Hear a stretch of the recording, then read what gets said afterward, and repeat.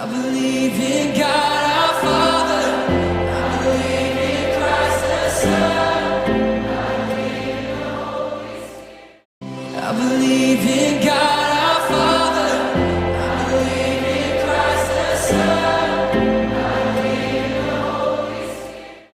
I believe in God our Father. I believe in Christ the Son.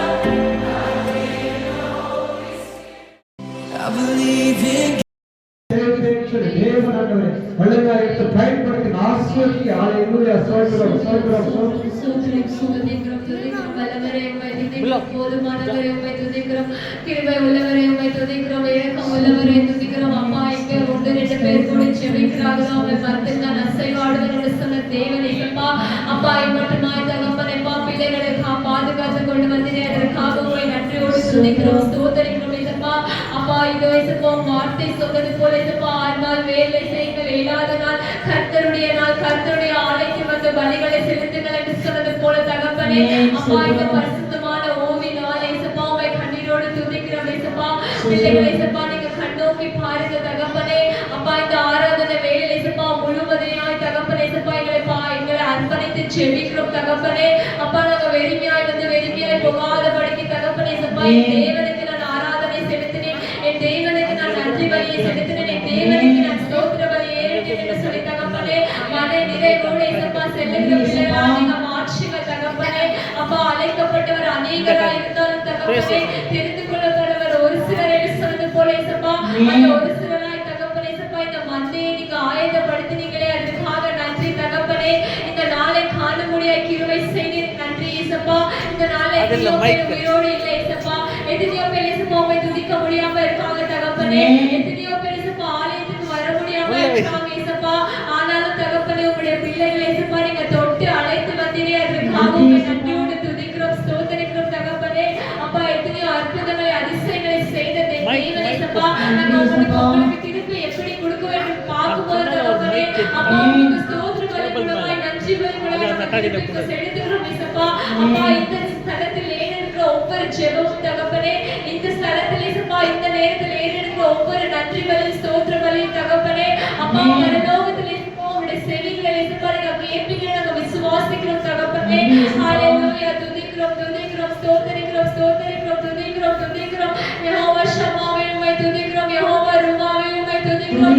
Jehovah ராஃபாவே உம்மை துதிக்கிறோம் யெஷடாவே உம்மை துதிக்கிறோம் எலியாவின் தேவனே உம்மை துதிக்கிறோம் மோசேயின் தேவனே உம்மை துதிக்கிறோம் தாவீதின் தேவனே உம்மை துதிக்கிறோம் ஆபிரகாமின் தேவனே உம்மை துதிக்கிறோம் ஈசாக்கின் தேவனே உம்மை துதிக்கிறோம் அப்பா எங்களுக்காக அடிக்கப்பட்டீரே உம்மை துதிக்கிறோம் எங்களுக்காக வருபவரே உம்மை துதிக்கிறோம் அப்பா இரக்கம் உள்ளவரே உம்மை துதிக்கிறோம் தகப்பனே மனதுருக்கம் உள்ளவரே உம்மை துதிக்கிறோம் சிதாசேசப்பா வானங்களின் தேவனே உம்மை துதிக்கிறோம் இயேசுவா கிருபை உள்ளவரே துதிக்கிறோம் இயேசுவா அப்பா நீர் சொன்னீரே தகப்பனே துதிகள் மத்தியில் நான் அசைவாடுவேன் என்று சொன்னது போல இயேசுவா அப்பா இந்த மத்தியில் இயேசுவா நீங்க அசைவாடுகிற போல கிருபைகளுக்காக நன்றி தகப்பனே அப்பா இந்த மத்தியில் இயேசுவா நீங்க இறங்க போகிற கிருபைகளுக்காக நன்றி தகப்பனே அப்பா இவ்வளவுமாய் வழிகளை நடத்தின எபினேசரே உம்மை துதிக்கிறோம் இயேசுவா இனிமேல் இயேசுவா நீங்க வழி நடத்துவீங்க நாங்க விசுவாசிக்கிறோம் இயேசுவா அப்பா இந்த ஆராதனையில் இயேசுவா ஒவ்வொரு பிள்ளை இயேசுவா வாய்களை விரிவாய் தெரிந்து தகப்பனே அப்பா அவங்களுக்கு என்ன வேண்டும் என்ன செய்ய வேண்டும் என்று சொல்லி தகப்பனே அப்பா இந்த நேரத்தில் இயேசுவா கேட்க முடியாய் தகப்பனே கிருபைகளை தாங்க தகப்பனே ஒவ்வொரு பிள்ளை இயேசுவா நீங்க பலப்படுத்துங்க தகப்பனே அவங்க பலவீனமா இருந்தாலும் தகப்பனே சோர்ந்து போய் இருந்தாலும் தகப்பனே ஆவின் வார்த்தைகளால் இயேசுவா நீங்க உற்சாகப்படுத்த போற கிருபைகளுக்காக நன்றி தகப்பனே அப்பா நீங்க துதிக்கிறோம் ஸ்தோத்திரிக்கிறோம் இயேசுவா இயேசுவா நீங்க சொன்னீரே இயேசுவா சுவாசமுள்ள யாவரும் கர்த்தரை துதிங்கள் என்று சொன்னது போல இயேசுவா சுவாசமுள்ள இயேசுவா எங்களை இயேசுவா நீங்க படைத்ததுக்காக உம்மை நன்றியோடு துதிக்கிறோம் ஸ்தோத்திரிக்கிறோம் தகப்பனே அப்பா நான் அடுப்பேன் எழுந்திருப்பேன் நான் என்னுடைய தேவன் என்னை காப்பார் என்று சொல்லி நாங்க விசுவாசிக்கிறோம் தகப்பனே ஒவ்வொரு பிள்ளை இயேசுவா இந்த ஆராதனைகளில் நீங்க தொடுங்க தகப்பனே அப்பா இந்த ஆராதனைகளில் இயேசுவா ஒவ்வொரு பிள்ளை இயேசுவா நீங்க பலப்படுத்துங்க தகப்பனே அப்பா ஒவ்வொரு பிள்ளை இயேசுவா நீங்க கட்டுங்க தகப்பனே அப்பா அவங்க என்ன கேட்கிறாங்களோ பெற்றுக்கொள்ள நீங்க உதவி செய்யுங்க இயேசுவா கண்ணீரோடு ஜெபிக்கிறோம் ஒவ்வொருவரும் கெம்பீரமாய் அருக்க செய்வான் என்று சொன்னது போல தகப்பனே யாரெல்லாம் கண்ணீரோடு ஜெபிக்கிறாங்களோ நீங்க கண்ணோக்கி பாருங்க இயேசுவா யாரெல்லாம் இயேசுவா இயேசுவா எனக்கு இது வேணும் என்று சொல்லி ஜெபிக்கிறாங்களோ நீங்க கண்ணோக்கி பாருங்க தகப்பனே அப்பா உம் சித்தத்தின் போல நடக்க நீங்க ஒவ்வொரு பிள்ளை நீங்க உதவிகளை செய்யுங்க தகப்பனே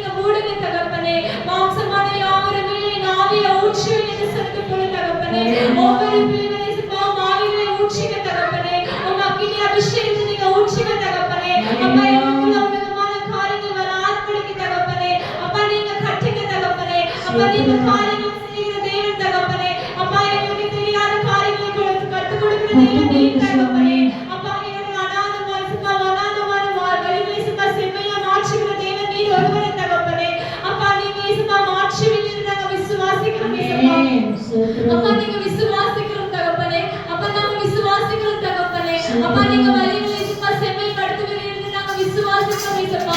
ஒவ்வொரு பிள்ளை இயேசுப்பா நீங்க மூடுங்க தகப்பனே. ஒவ்வொரு பிள்ளை இயேசுப்பா நீங்க நடத்துங்க தகப்பனே. அப்பா இந்த நாளைக்கு என்ன செய்யணும் என்று சொல்லி கலங்கி தெரியாதபடிக்கு இயேசுப்பா இந்த நாளில் திணித்து கொண்டு கலங்காத இயேசுப்பா. நான் உனக்கு எப்போது நடக்க வேண்டிய பாதைகளை காட்டுவேன் என்று சொன்னது போல இயேசுப்பா ஒவ்வொரு பிள்ளைகளும் இயேசுப்பா நீங்க பாதைகளை காட்டுங்க இயேசுப்பா. தப்பி ಹೋದ ಮಗನಂತೆ ಎಲ್ಲವನ್ನೂ ಕಳೆದುಕೊಂಡು ಬಂದೆ. ನನ್ನೆಲ್ಲ ತಪ್ಪುಗಳ ಕ್ಷಮಿಸಿ ಮತ್ತೆ ಮಗನಾಗಿ ಹೋದೆ. ತಪ್ಪಿ ಹೋದ ಮಗನಂತೆ ಎಲ್ಲವನ್ನೂ ಕಳೆದುಕೊಂಡು ಬಂದೆ.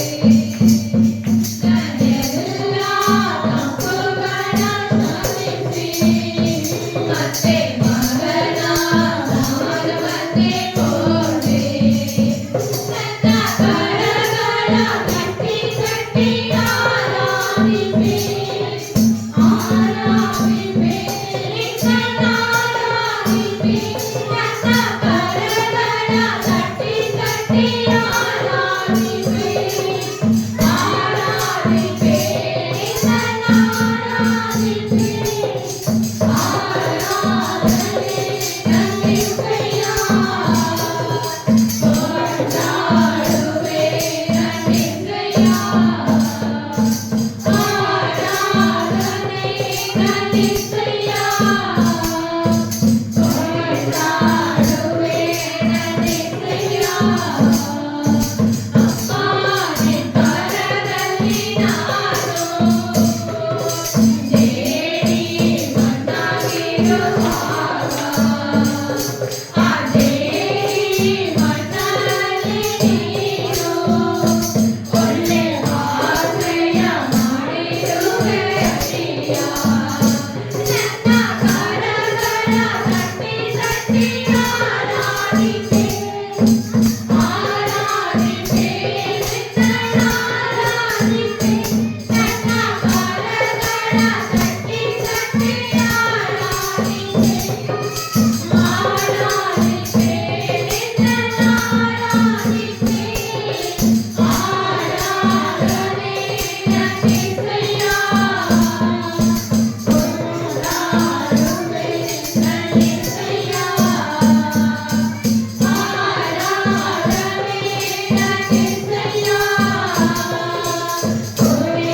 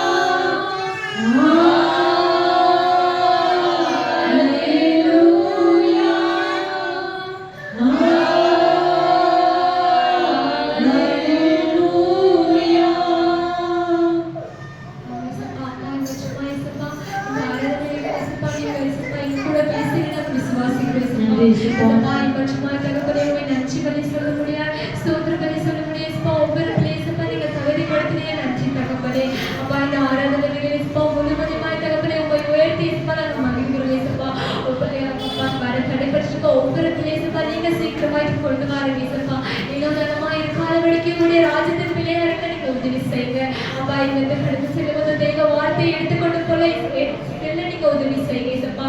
அப்பா இன்னைக்கு எங்களுக்கு வைத்த இயேசுப்பா வசனத்தை நீங்க ஆசீர்வதிங்க தகப்பனே. பரிபூர்ணமான இயேசுப்பா அநேக காரியங்களை இயேசுப்பா கற்றுக்கொள்ள நீங்க உதவி செய்யுங்கப்பா.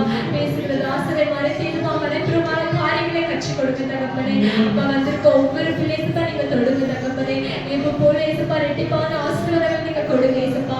அப்பா அடுத்த வாரம் வரும்போது இயேசுப்பா இன்னும் அநேகமான அதிசயங்களை அற்புதங்களை செய்வீங்க நாங்க விசுவாசிக்கிறோம் இயேசுப்பா. ஒவ்வொரு பிள்ளைசுப்பா நீங்க தொட்டு பயன்படுத்துங்க தகப்பனே. எங்களை தாழ்த்தி உங்களை உயர்த்துகிறோம். எல்லா துணை கண்ட மகிமை உங்க ஒருக்கே செலுத்துகிறேன் இயேசுவின் நாமத்தில் பிதாவே. ஆமென். I believe in God our Father. I believe in ரொம்ப பீரியட்ஸ் ப்ராப்ளம் இருந்தது. இங்கிலீஷ் எவ்வளோ எடுத்து பார்த்தேன். எடுத்தாதான் ஸ்டார்ட் ஆகும், எடுத்தாதான் ஸ்டாப் ஆகும் சொல்கிற ஒரு நிலைமையில இருக்குது.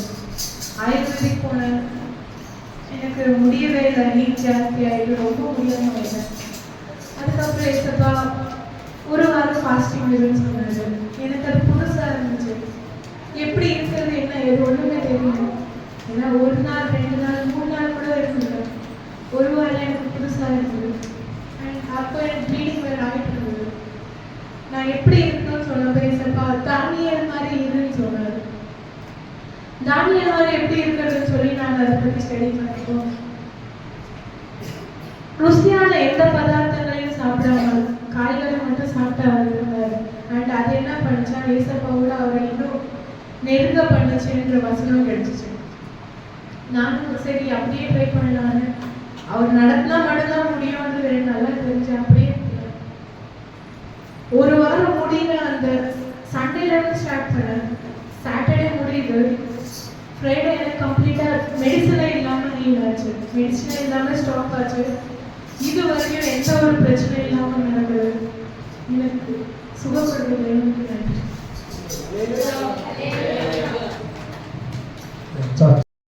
I believe in God our Father. I believe நம் தலைகளை தாழ்த்தி நம் ஜெபங்களை நம்ம தேவசத்துக்கு போகலாம். கர்த்தர் வந்தவர்களை கர்த்தர் ஆசீர்வதிப்பார். ஹல்லேலூயா. ஸ்தோத்திரிக்கிறோம் ஆவியானவரை ஸ்தோத்திரம். அன்பின் தகப்பனை ஸ்தோத்திரிக்கிறோம். கர்த்தாவே இந்த நாளில் இருக்கிற ஆண்டவரே எங்களை 7 மாதங்களை கண்மணி போல பாதுகாத்து இந்த 8வது மாசத்துல எங்களை கொண்டு வந்து நிலைநிலைத்த கிருபைக்கார் ஆண்டவரே. அப்பா அந்த செப்டம்பர் மாசத்துல எங்களை ஆண்டவரே போன மாசத்துல நாங்கள் இழந்த எல்லா ஆசீர்வாதத்தையும் இந்த மாசத்தில் ஆண்டவரை கொட்டி கொடுக்க முடியாது செபிக்கிறோம். ஆண்டவரே வியாதியோடு இருக்கிற பிள்ளைகளுக்காய், கடன் பிரச்சனை இருக்கிற பிள்ளைகளுக்காய் ஆண்டவரே, இந்த உலகத்திலே ஆண்டவரே பல சோதனைகள் இச்சைகளுக்கு அடிமைப்பட்டிருக்கிற பிள்ளைகளுக்காக செபிக்கிறோம். கர்த்தர் பெரிய காரியங்கள் செய்யுங்க ஆண்டவரே. சாட்சியான பிள்ளைகளை நீங்கள் ஆசீர்வதிங்க. வர தடைப்பட்ட பிள்ளைகளை சீக்கிரமாய் கொண்டு வாருங்க ஆண்டவரே. பேசுகிற தாசனை மறைப்புள்ள வெளிப்படுத்துங்க. நேருக்கு இது ஆசீர்வாதமா இருக்கட்டும் ஆண்டவரே. கர்த்தருடைய வார்த்தையை கேட்டு அதன்படி மனம் திரும்புகிற பிள்ளைகளுக்கு விடுதலை உண்டாச்சு தேவன் ஆண்டவரே. பிள்ளைகளுக்கு ஒரு விடுதலை கொடுங்க, ஆசீர்வதிங்க, மகிமைப்படுத்துங்க. சத்தியத்திலே நிலைநிற்கும்படி ஆட்சேபிக்கிறோம். கர்த்தர் பெரிய காரியங்கள் செய்யுங்க, ஆசீர்வதிங்க, மகிமைப்படுத்துங்க. பிதா குமாரன் பரிசுத்தாவியானவரால் ஆசீர்வதிக்கிறோம். இயேசு கிறிஸ்து விளையாட்டு நாம் செபிக்கிற வெற்றியோட நல்ல பிதாவே. ஆமென். ஹல்லேலூயா. ஹல்லேலூயா. ஹல்லேலூயா. ஹல்லேலூயா. மீண்டுமாக இயேசு கிறிஸ்து நாமத்தில் உங்களை யாவரையும் நான் வாழ்த்தி வரவேற்கிறேன். உங்களுடைய தலைப்பு வந்து விலையேற பெற்றவைகள். இந்த உலகத்துல விலையேற பெற்றவைகள் அப்படின்னா எதை விலையேற பெற்றவைகளா நம்ம இன்னைக்கு உலகத்துல நினைக்கிறோமோ அதெல்லாம் வந்து விலை அற்றதை என்று சொல்லி நம்ம பார்க்கிறோம். உலகத்துல நம்ம பார்க்கும்போது வேதத்துல நிறைய இடங்களை நம்ம பார்க்கிறோம். விலையேற பெற்றதுன்னு சொன்னா வைரங்கள், முத்துக்கள், நகை, கோல்டு, அப்புறம் விலையேற பெற்றது, இப்படிப்பட்டதெல்லாம் நம்ம என்ன சொல்றோம்? விலையேற பெற்றது. அதை நம்ம பாதுகாப்பா வைக்கிறோம். ஏன்னா இதெல்லாம் வந்து கோல்டு, தங்கம், அப்புறம் வந்து வைரூரியம், இதெல்லாம் வந்து விலையேற பெற்றவை அப்படின்னு சொல்லி நம்ம சேர்த்து வைக்கிறோம். ஆனா இது வந்து ஒரு நாளைக்கு எங்க கொண்டு போகாதா? பரலோகத்துக்கு கொண்டு போகாது. இந்த உலகத்துல எவ்வளவுதான் சொத்து ஆஸ்தி நம்ம சேர்த்து வச்சிருந்தாலும் அது எங்க கொண்டு போக முடியாது? பரலோக ராஜ்யத்துக்கு அது கொண்டு போக முடியாது. எல்லாவற்றை விட நம்முடைய வாழ்க்கையில நம்ம எதை நம்ம சேர்த்து வைத்துக் கொண்டு இருக்கிறோம்? இன்னைக்கு அநேக காரியங்களை நம்ம எதை சேர்த்து கொண்டு வைக்கிறோம்னு சொல்லி நம்ம ஆராய்ந்து பார்க்க வேண்டும். உலகத்துல இன்னைக்கு நிறைய காரியங்களை நம்ம பார்க்கிறோம். உலக மக்கள், கிறிஸ்தவர்கள் ஆண்டவரை விட்டு இந்த உலகத்தை என்ன பண்ணுவாங்க? தேடிக்கொண்டு ஓடிக்கொண்டு இருப்பார்கள். உலக மக்களை தேடி ஓடிக்கொண்டிருக்கிறார். அப்படிப்பட்டவர்களுக்கு வேத வசனம் என்ன சொல்லப்பட்டிருக்குன்னா, இந்த வேத பெற்றவைகள் என்னன்னு சொல்லி ஒரு பட்டியலிடப்பட்டிருக்குது. இந்த ஒரு பட்டியலை நம்ம என்ன பண்றோம் பார்க்கிறோம். என்ன பட்டியல் சொன்னா நமக்கு உலகத்தில் நமக்கு தெரியும். வெளியேற பெற்றவைகள் என்னன்னா, இந்த உலகத்துல எதெல்லாம் நம்ம வெளியேற பெற்றதை நினைக்கிறோமோ அதெல்லாம் விலை அற்றது. ஒரு நாளைக்கு பொண்ணு வெள்ளியோ என்ன பண்ணலாம், யாரும் ஏற்றுக்கொள்ள மாட்டாங்க. அந்த அளவுக்கு விலையற்றதா கிடைக்குமா ஆண்டுடைய பார்வையில.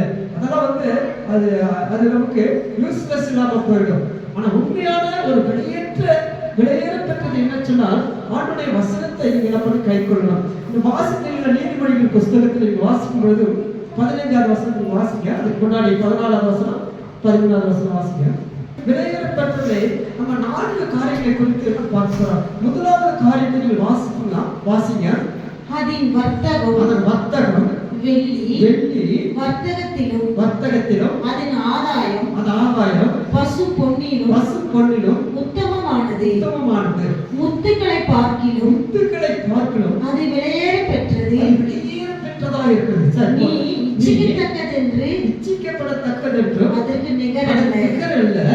அதில் வலது கையில் தீர்க்காயுசையும் அதன் இடது கையில் செல்வமும் கனமும் இருக்கிறது. அதன் வழிகள் இனிதான வழிகள். அதன் பாதைகள் எல்லாம் சமாதானம்.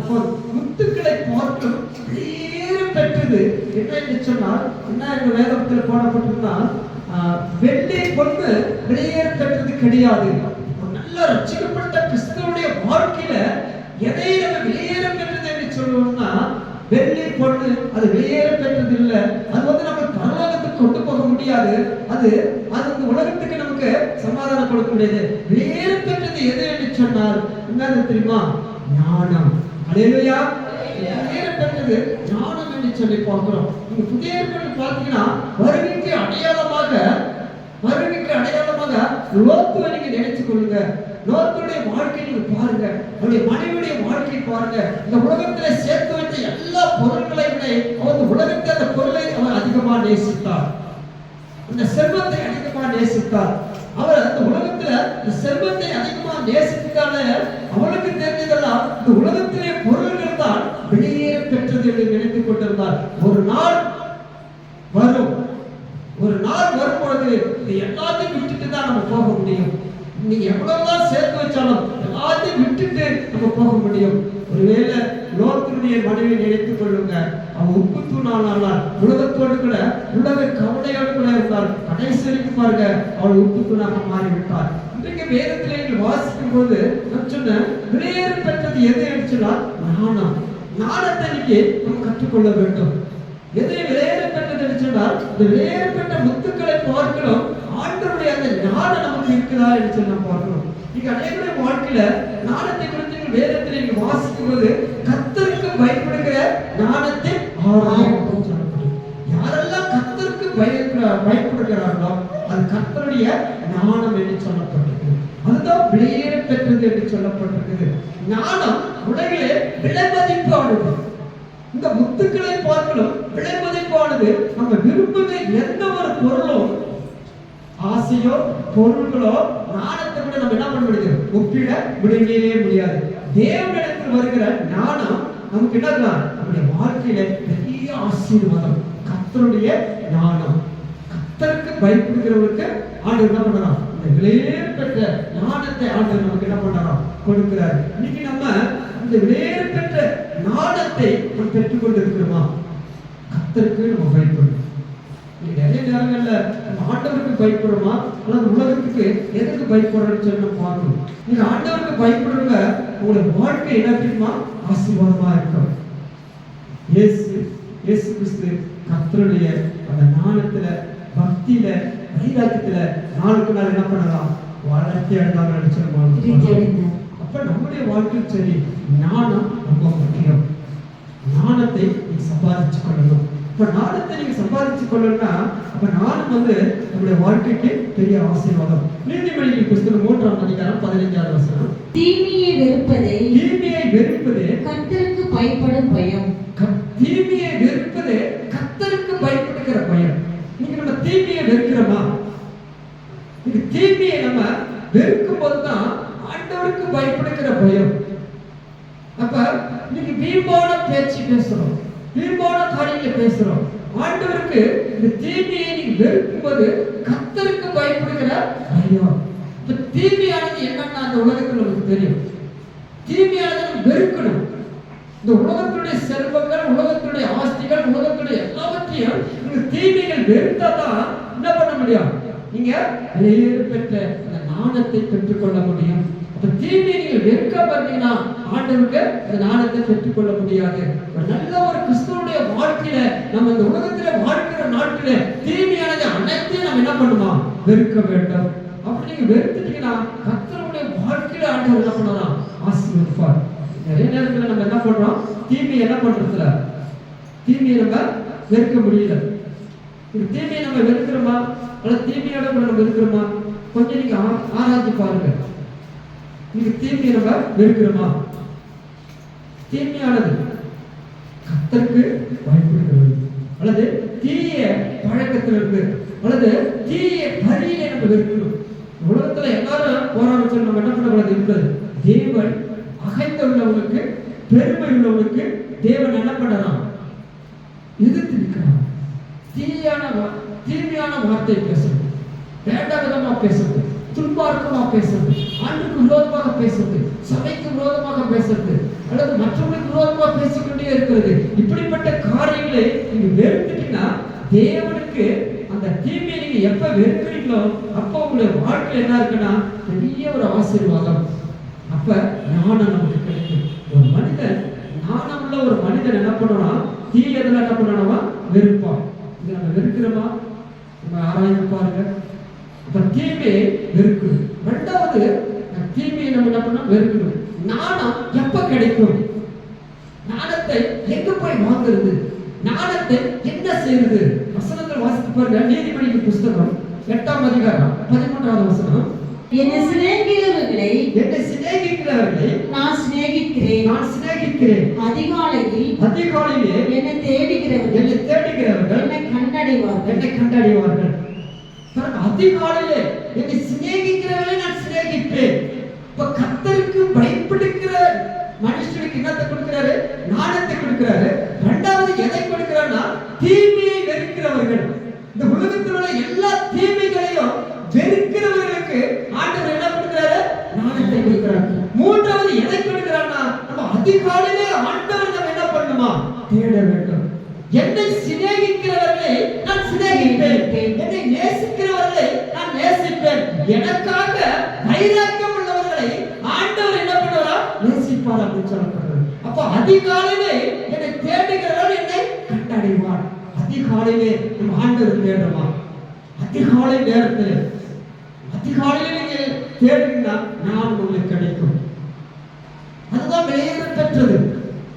வேறுபட்ட முத்துக்களை பார்க்கிறோம். இந்த வேத வசனம் உங்களுக்கு என்னதா? ஞானம் உங்களுக்கு ஆசீர்வாதமா இருக்கும். அப்ப நம்ம எப்ப நம்ம தேடுறோம்?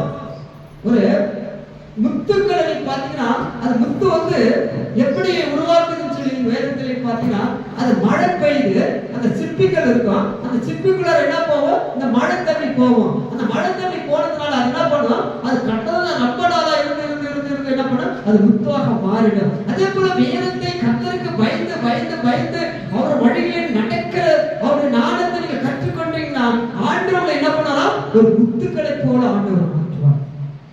முத்துக்களை கொண்டு போய் பண்டைக்கு முன்னாடி போடாதீங்க. முத்துக்களை கொண்டு போய் மற்ற இடத்துல கொண்டு போடாதீங்க. அது வேறுபட்ட முத்துக்கள் என்று சொல்லப்பட்டிருக்கிறது. அப்ப என்னை சிநேகிக்கிறவனை நான் சிநேகிக்கிறேன், என்னை நேசிக்கிறவனை நான் நேசிக்கிறேன் அப்படின்னு சொல்றேன். இப்ப நம்ம யாரை நேசிக்கிறோம்? இந்த உலகத்துல யாரை நம்ம நேரத்துக்குமா நேசிக்கிறோம்? கர்த்தருக்கு ஆண்டவரை நேசிக்க வேண்டும். அதிகாலையில் என்னை தேடுகிறவன் என்னை என்ன பண்ண கண்டடைவான்.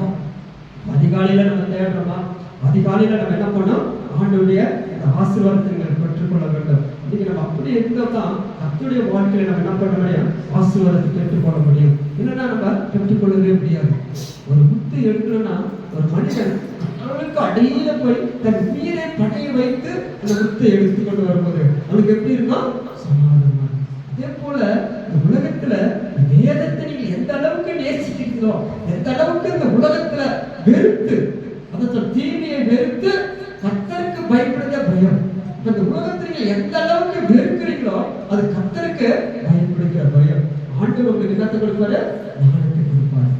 வேறு பெற்றவைகள் இந்த முத்துக்களை பார்க்கணும், வெள்ளியை பார்க்கணும், பொன்னை பார்க்கணும், இந்த உலகத்துல எதெல்லாம் வேறு பெற்றது நினைக்கிறீங்களோ அதெல்லாம் ஒரு நாளைக்கு என்ன ஆயிடும்? அழித்து போயிடும். விலையற்றது ஆண்டவருடைய ராஜ்யத்தை நீங்க தேடுங்க. ஆண்டவர் உங்களுக்கு என்ன பண்ணலாம்? பெரிய ஆசீர்வாதமாய் கிடைக்கும். இரண்டாவதாக விலையேற பெற்றது என்ன என்று சொல்லி பார்த்தீங்கன்னா, விலையேற பெற்றது விசுவாசம். இந்த faith ரொம்ப முக்கியம். ஒரு மனிதனுடைய வாழ்க்கையில விலையேற பெற்றது இந்த faith, இந்த விசுவாசத்தை நீங்க என்ன பண்ணணுமா? நிலைநிறுத்தணும். வாசிங்க 1 பேதுரு புத்தகம் 1ஆம் அதிகாரம் 7வது வசனம்.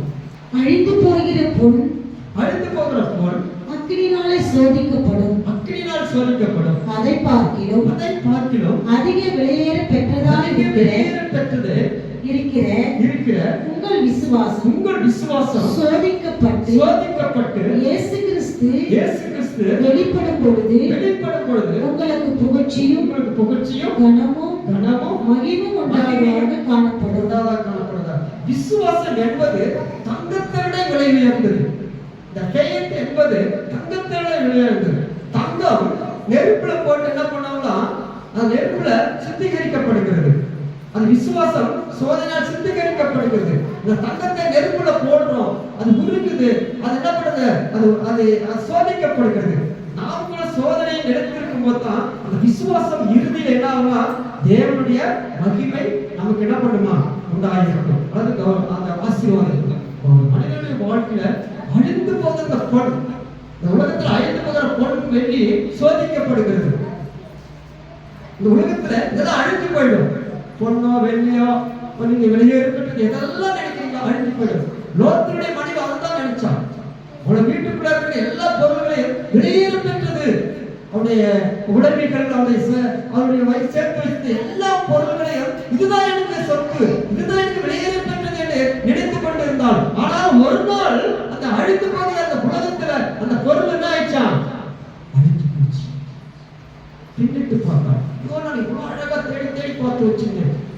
நிறைய கிறிஸ்துவனுடைய வாழ்க்கையில இப்படித்தான் நம்ம நிறைய பொருள்களை சேர்த்து வைக்கிறோம், வீணான முறையில சேர்த்து வைக்கிறோம். அந்த பொருள் ஒரு நாளைக்கு அழிந்து போயிடுச்சுன்னா நீங்க என்ன நினைக்கிறீங்க? அந்த அழிந்து போகிற அந்த பொருளை பாருங்க. அந்த விசுவாசம், அந்த faith, அதை சொல்றாங்க. அப்ப நம்ம ரெண்டாவது என்ன பாருங்கன்னா, இந்த விலையேற பெற்றது விசுவாசம். வேதத்தை நீங்கள் எந்த அளவுக்கு வேதத்தை நீங்கள் உட்கொள்ளுங்களோ, எந்த அளவுக்கு இந்த வேதத்தை நீங்கள் அடிக்கடி தியானம் பண்றீங்களோ, இந்த faithல நீங்க நிற்கும் போதுதான் கர்த்தருடைய வாழ்க்கை ஆசீர்வாதமா இருக்கும். இன்னைக்கு விசுவாசம் ரொம்ப முக்கியம். கடைசி காலத்தில் நம்ம வாழ்ந்து கொண்டு இருக்கிறோம். விலையேற பெற்றது எது என்று சொன்னால், முதலாவது நம்ம சொன்னார் ஞானம். இரண்டாவது என்ன என்று சொன்னால் விலையேற பெற்றது என்னது? விசுவாசம். விசுவாசம் எப்படி இருக்குதுன்னு சொல்லி பாருங்க. ரோமர் 14ஆம் அதிகாரம் 23வது வசனம். சமயப்படுகிறவனாய் புசித்தால் அவன் விசுவாசம் இல்லாமல் புசிக்க இராமப்படுகினால் ஆக்கினைக்கு உள்ளாக தீர்க்கப்படுகிறான். விசுவாசத்தினாலே வராதவை பாவமே. விசுவாசத்தினால் வராத யாவுமே பாவமாகப்பட்டது. அப்போ ஒரு நல்ல கிறிஸ்துவனுடைய வாழ்க்கையில நம்ம ஒரு பொருளை வாங்க வேண்டும் என்று சொன்னால், ஒரு பொருளை நம்ம வாங்க வேண்டும் சொன்னால் அது முதலாவது என்ன பண்ண? நம்ம விசுவாசிக்கணும். அப்படி விசுவாசத்தாதான் அந்த பொருள் என்ன பண்ண நமக்கு வரும். விசுவாசம் இல்லாம அந்த வார்த்தை என்னது வராது. இங்க நிறைய நேரத்துல ஆண்டவருடைய வார்த்தையை நம்ம என்ன பண்ணோம்? விசுவாசிக்கணும். விசுவாசத்தினாலே வராது யாவும், விசுவாசத்தினால வராது யாவுமே பாவம் அப்படின்னு சொல்லிட்டாரு. நிறைய நேரங்கள்ல நமக்கு தானா வரும் பொருட்கள், அப்படிப்பட்ட பொருட்கள் அது எதை குறிக்கிறது சொன்னா சாபத்தை குறிக்கிறது, அது பாவம் பற்றி குறிக்கிறது. வேதத்துல பாத்தீங்கன்னா ஆகான் என்ற ஒரு மனிதன் இருந்தார். அந்த மனிதன் என்ன பண்ணா, போர் செய்யும் போது அங்க இயேசுவர் சொன்னார், நீங்க அமலேக்கரை முறியடிக்கும் பொழுது, கொலிஸ்தரை முறியடிக்கும் பொழுது எந்த சாபத்தீடான ஒரு பொருளை நீங்க என்ன பண்ணுறது எடுத்து வைக்க கூடாது அப்படின்னு சொல்லி ஒரு கட்டளை போட்டிருந்தார்.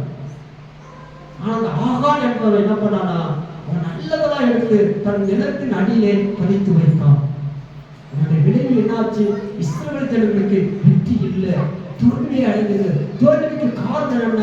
யோசுவா ஜெபம் பண்றார், மனநாள நிற்கிறாரு. ஏன் ஆண்டவரே, உண்மை எனக்கு கேட்ட உங்களுடைய பிள்ளைகள் நான் அதிகமா ஜெபிக்கிறேன் அல்லவா, ஆண்டவருக்கு ஒப்பு கொடுக்கப்பட்ட பிள்ளைகள் அல்லவா, ஏன் இப்படி வந்துச்சுன்னு சொல்லி அவருக்கு ஜெபிக்கிறாரு.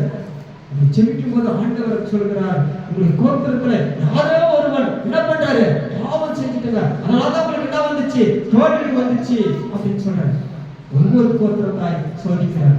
எந்த கோத்திரம் எந்த கோத்திரம், கடைசியில் அவன் கண்டுபிடித்து அவன் என்ன பண்ணாங்க, ஆகான் தன்னை பாவத்தை ஒப்புக்கொண்டான். கடைசியில் அவன் மனைவியும் பிள்ளைகளும் என்ன பண்ணாங்க, சபையெல்லாம் நிற்க வச்சு அவனை கண்ணெடுத்து கொண்டு விட்டார்கள். ஆண்டவருடைய வார்த்தை மீறி விட்டார்கள். கர்த்தருடைய வார்த்தை மீறினார்கள். வேதவசனம் சொல்வது விசுவாசத்தில் வராதையாவும் பாவம். விசுவாசத்தில் ஆண்டவருக்கு என்ன தேவையோ ஆண்டவருக்கு நீ கேளுங்க, ஆண்டவரை கொடுப்பாரு, விசுவாசம் எனக்கு செய்வாருன்னு சொல்லி கேளுங்க. ஆண்டவரை ஏற்ற நேரத்துல ஆண்டவருடைய விசுவாசத்தை என்ன பண்ணலாம், ஆசீர்வதிப்பார். சிறுவஞ்சனுடைய வாழ்க்கை பார்த்தீங்கன்னா அவங்க நிறைய நேரத்தில் விழுந்து போட்டு காரணம்னா அந்த விசுவாசிக்காம போயிட்டாங்க. பாவத்தில் விழுந்தது காரணம் என்னன்னா அது ஏதோ ஒரு பாவம் அவங்க என்ன பண்ணுறது கண்டி கொண்டு இருக்கிறது. அப்ப ஆண்டவருக்கு போய் விசுவாசமா கேட்கணும். ஆபிரகாம் கேட்டான். விசுவாசத்தை கேட்டதுனால தான் கர்த்தர் அவருக்கு என்ன பண்ணலாம், ஆபிரகாமை ஆண்டவர். இன்றைக்கு நம்ம என்ன பண்றோம், ஆபிரகாமுடைய தந்தை, அதாவது விசுவாசம் தந்தைன்னு சொல்றோம். ஏன் ஒரே மகனை பாராமல் கூட என்ன பண்ணா, பலி செலுத்த ஆயத்தமா இருந்தான். கர்த்தர் பார்த்துக் கொள்வார், யெகோவாவே தேவன் பார்த்துக் கொள்வார், தேவைகளை சந்திப்பார். ஆண்டவர் தான் அந்த குழந்தையை கொடுத்தார், ஆண்டவர் தான் அதை வளர்த்தார், ஆண்டவர் தான் எல்லாம் பண்ணாரு. அவரு கேட்கும்போது அவருக்கு நான் என்ன பண்ணா ஒப்பு கொடுக்கப்பட்டேன். அப்படி ஒப்பு கொடுக்கப்பட்டனால ஆண்டவருக்கு நம்ம விசுவாசத்தில் வராத யாவும் பாவம். ஒரு பட்டியலிங் போட்டு பாருங்க, எதெல்லாம் நம்ம வீட்டுல நம்ம தேவையான பொருட்கள் அல்லது ஆண்டவருக்கு பிரியமில்லாத பொருட்கள் அல்லது நிறைய பொருட்களை வச்சு என்ன பண்றோம், சேர்த்து வைக்கிறோம். அது தேவையா, அது தேவையில்லையா யோசித்து பாருங்க. ஆண்டவர்கிட்ட கேளுங்க, ஆண்டவரே இப்படிப்பட்ட விசுவாசம் இல்லாம சில பொருள் வந்துச்சு, ஆண்டவரே அதை நான் வைக்கலாமா வைக்கக்கூடாதா சோதிச்சு பாருங்க. ஆண்டவர்கிட்ட ஒப்பு கொடுங்க. வேறு கெட்டது இருந்துச்சுன்னா விசுவாசம், அந்த விசுவாசத்தை நீங்க நாளுக்கு நாள் என்ன பண்ணக்கூடாது, விட்டு வழி விலக போகவே கூடாது. நீங்க நம்ம அப்படி விட்டு விலகி போயிட்டோம்னா ஆண்டவருடைய வார்த்தைகளுக்கு நம்ம என்ன பண்ணணும், கீழ்ப்படிய மாட்டோம். விசுவாசம் நம்ம எபிரேயருக்கு 11ஆம் அதிகாரத்துல வீட்டில் உட்கார்ந்து வாசித்து பாருங்க. இந்த விசுவாசத்தினாலே ராஜ்யங்களை ஜெயித்தார் என்று சொல்லப்பட்டிருக்கு. விசுவாசத்தினாலே ஆண்டவருடைய இந்த பட்டணங்களை ஜெயித்தார் என்று சொல்லப்பட்டிருக்கு. இன்னைக்கு நம்ம எப்படிப்பட்ட விசுவாசத்தில் இருக்கிறோம், கடைசி காலத்தில் இருக்கிறோம். ஆண்டவருக்கு உண்மையா இருக்க கர்த்தருடைய வாழ்க்கை ஆண்டவர் அப்புறம் ஆசீர்வதிப்பார். ரெவலேஷன் புத்தகம் வெளிப்படுத்தின விசேஷம் 2ஆம் அதிகாரம் 11ஆவது வசனம். கிரியைகளையும் சாத்தானுடைய சிங்காசனமாய் இருக்கிற இடத்தில் நீ குடியிருக்கிறதையும் நீ என் நாமத்தை பற்றி கொண்டிருக்கிறதையும் சாத்தான் குடியிருக்கிற இடத்திலே உங்களுக்குள்ளே எனக்கும் உண்மையுள்ள சாட்சியான அந்திப்பா என்பவன் கொல்லப்பட்ட நாட்களிலும் என்னை பற்றும் விசுவாசத்தை நீ மறுதளிக்காமல் அறிந்திருக்கிறேன். ஒரு கூட்டம் சாத்தானுடைய கூட்டமா இருக்கிறாங்க, ஒரு கூட்டம் விசுவாசம் இல்லாம இருக்கிறாங்க, ஒரு கூட்டத்தார ஆண்டவர் மேல விசுவாசம் வைக்கிறாங்க, அவங்க ஆண்டவரை மறுதளிக்காம இருக்கிறாங்க. ஒரு கூட்டம் நீங்க எப்படி இருக்கிறாங்க, மறுதளிக்கிறவங்க இருக்கிறாங்க.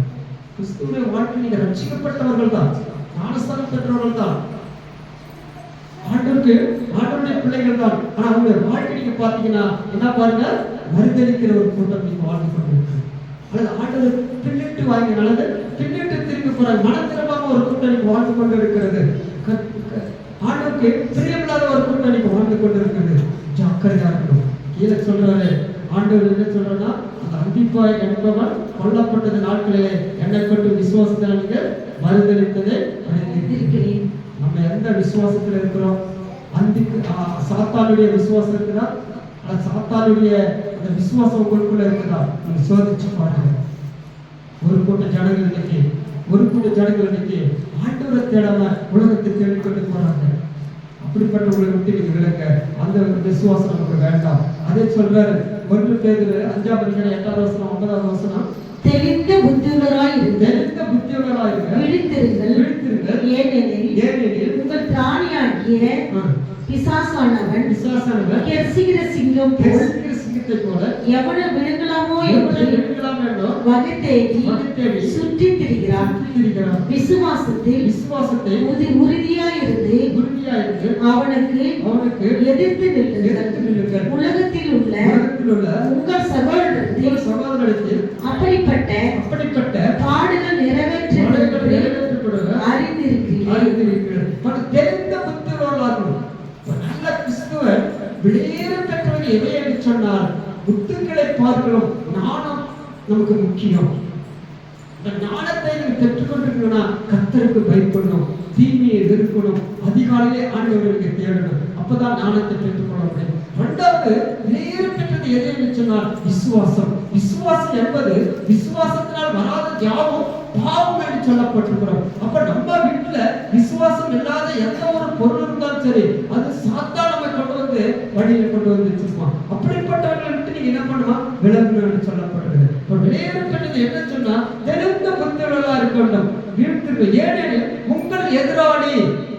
உங்கள் எதிராளியான பிசாசுவனை கர்சிக்கிற சிங்கத்தை போல எவனை விழுங்கலாம் என்று சொல்லி என்ன பண்றான், அகத்தை சுற்றி திரிந்து கொண்டிருக்கிறான். பிசாசுடைய சத்துரு இன்னைக்கு என்ன பண்றான், சாத்தான் இன்னைக்கு என்ன பண்றான், நிறைய கிறிஸ்துவ குடும்பங்களை அழித்து கொண்டு இருக்கிறான்.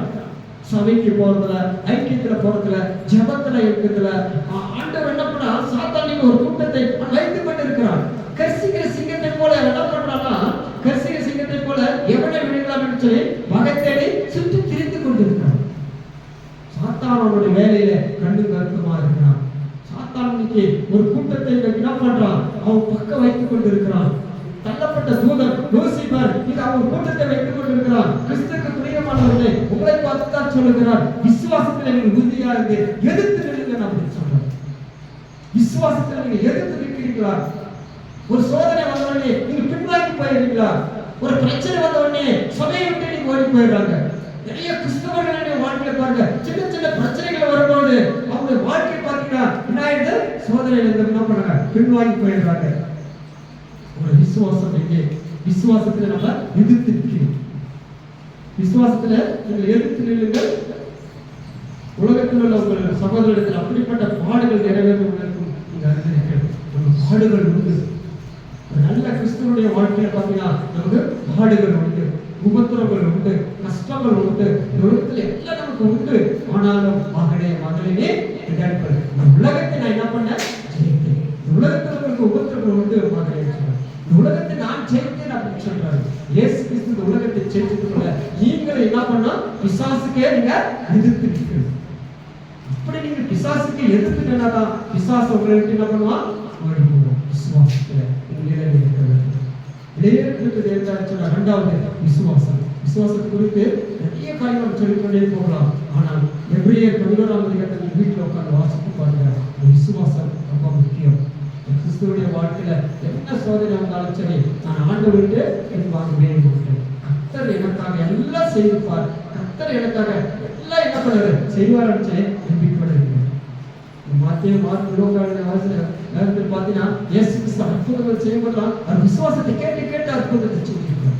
யாரு விசுவாசம் உள்ளவங்க அவங்க ரட்சிக்கப்பட்டிருக்காங்க, மனம் திரும்பி ஆண்டுக்காய் கிடைக்கிறாங்க. இன்னைக்கு நாம அப்படிப்பட்டவர்களா இருக்கும்போது தான் கர்த்தர் என்ன பண்ணலாம், ஆசீர்வதிப்பார். மூன்றாவதாக நேரத்தை வாசிக்கும் போது வேறு பெற்றவைகள் எது என்று சொன்னால் இயேசு கிறிஸ்துடைய ரத்தம் வேறு பெற்றதா இருக்கிறது. வாசிகள் 1 பேதுரு 1ஆம் அதிகாரம் 19ஆம் வசனம். குற்றமில்லாத மாசற்ற ஆட்டுக்குட்டி ஆகிய கிறிஸ்துவின் விலையேறப்பட்ட ரத்தத்தினாலே மீட்கப்பட்டீர்கள் என்று அறிந்திருக்கிறீர்களே. இயேசு கிறிஸ்து விலை உயர்ந்த ரத்தத்தினாலே நம்ம என்ன பண்ணலாம், மீட்கப்பட்டிருக்கிறார். பாவமற்ற ஆட்டுக்குட்டியினாலே நம்ம என்ன பண்ணலாம், அர்ப்பணித்திருக்கிறார். இது போல நம்ம என்ன கேட்டீங்கன்னா ஒரு பெரிய ரட்சிப்பை நம்ம என்ன பண்ணுகிறோம், மீட்டு எடுத்துக்கோம். இந்த வசனத்தை வாசிக்கும்போது குற்றமில்லாத மாசற்ற ஆட்டுக்குட்டியாகிய இயேசு கிறிஸ்துவின் விலையேறப்பட்ட ரத்தத்தினாலே மீட்கப்பட்டவர்கள் என்று நீங்கள் அறிந்திருக்கிறீர்கள். குற்றமில்லாத நல்ல கிறிஸ்துவனுடைய வாழ்க்கையில குற்றமில்லாதவர்களா இருக்கிறார்.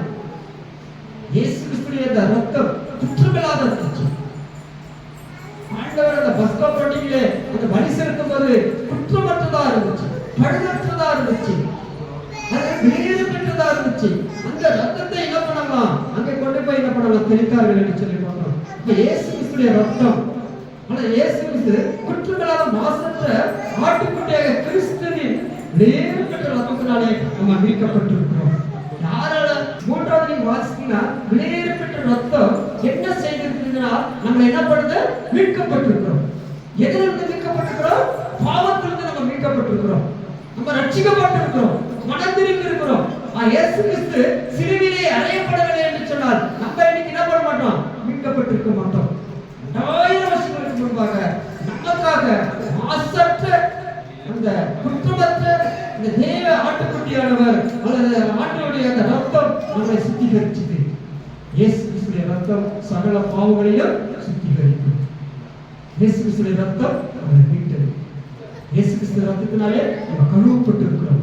யாரெல்லாம் பிதா குமாரன் பரிசுத்த ஆவியினாலே நீங்க ஞானஸ்தானம் பெற்றிருக்கிறோம், அவரெல்லாம் ஆண்டவருடைய பிள்ளைகள் என்று சொல்லப்பட்டிருக்கிறது. நம்மள ஆண்டவர் ஒரு குற்றமற்ற ஒரு ஆட்டுக்குட்டியானவர் நமக்காக பலியானார்.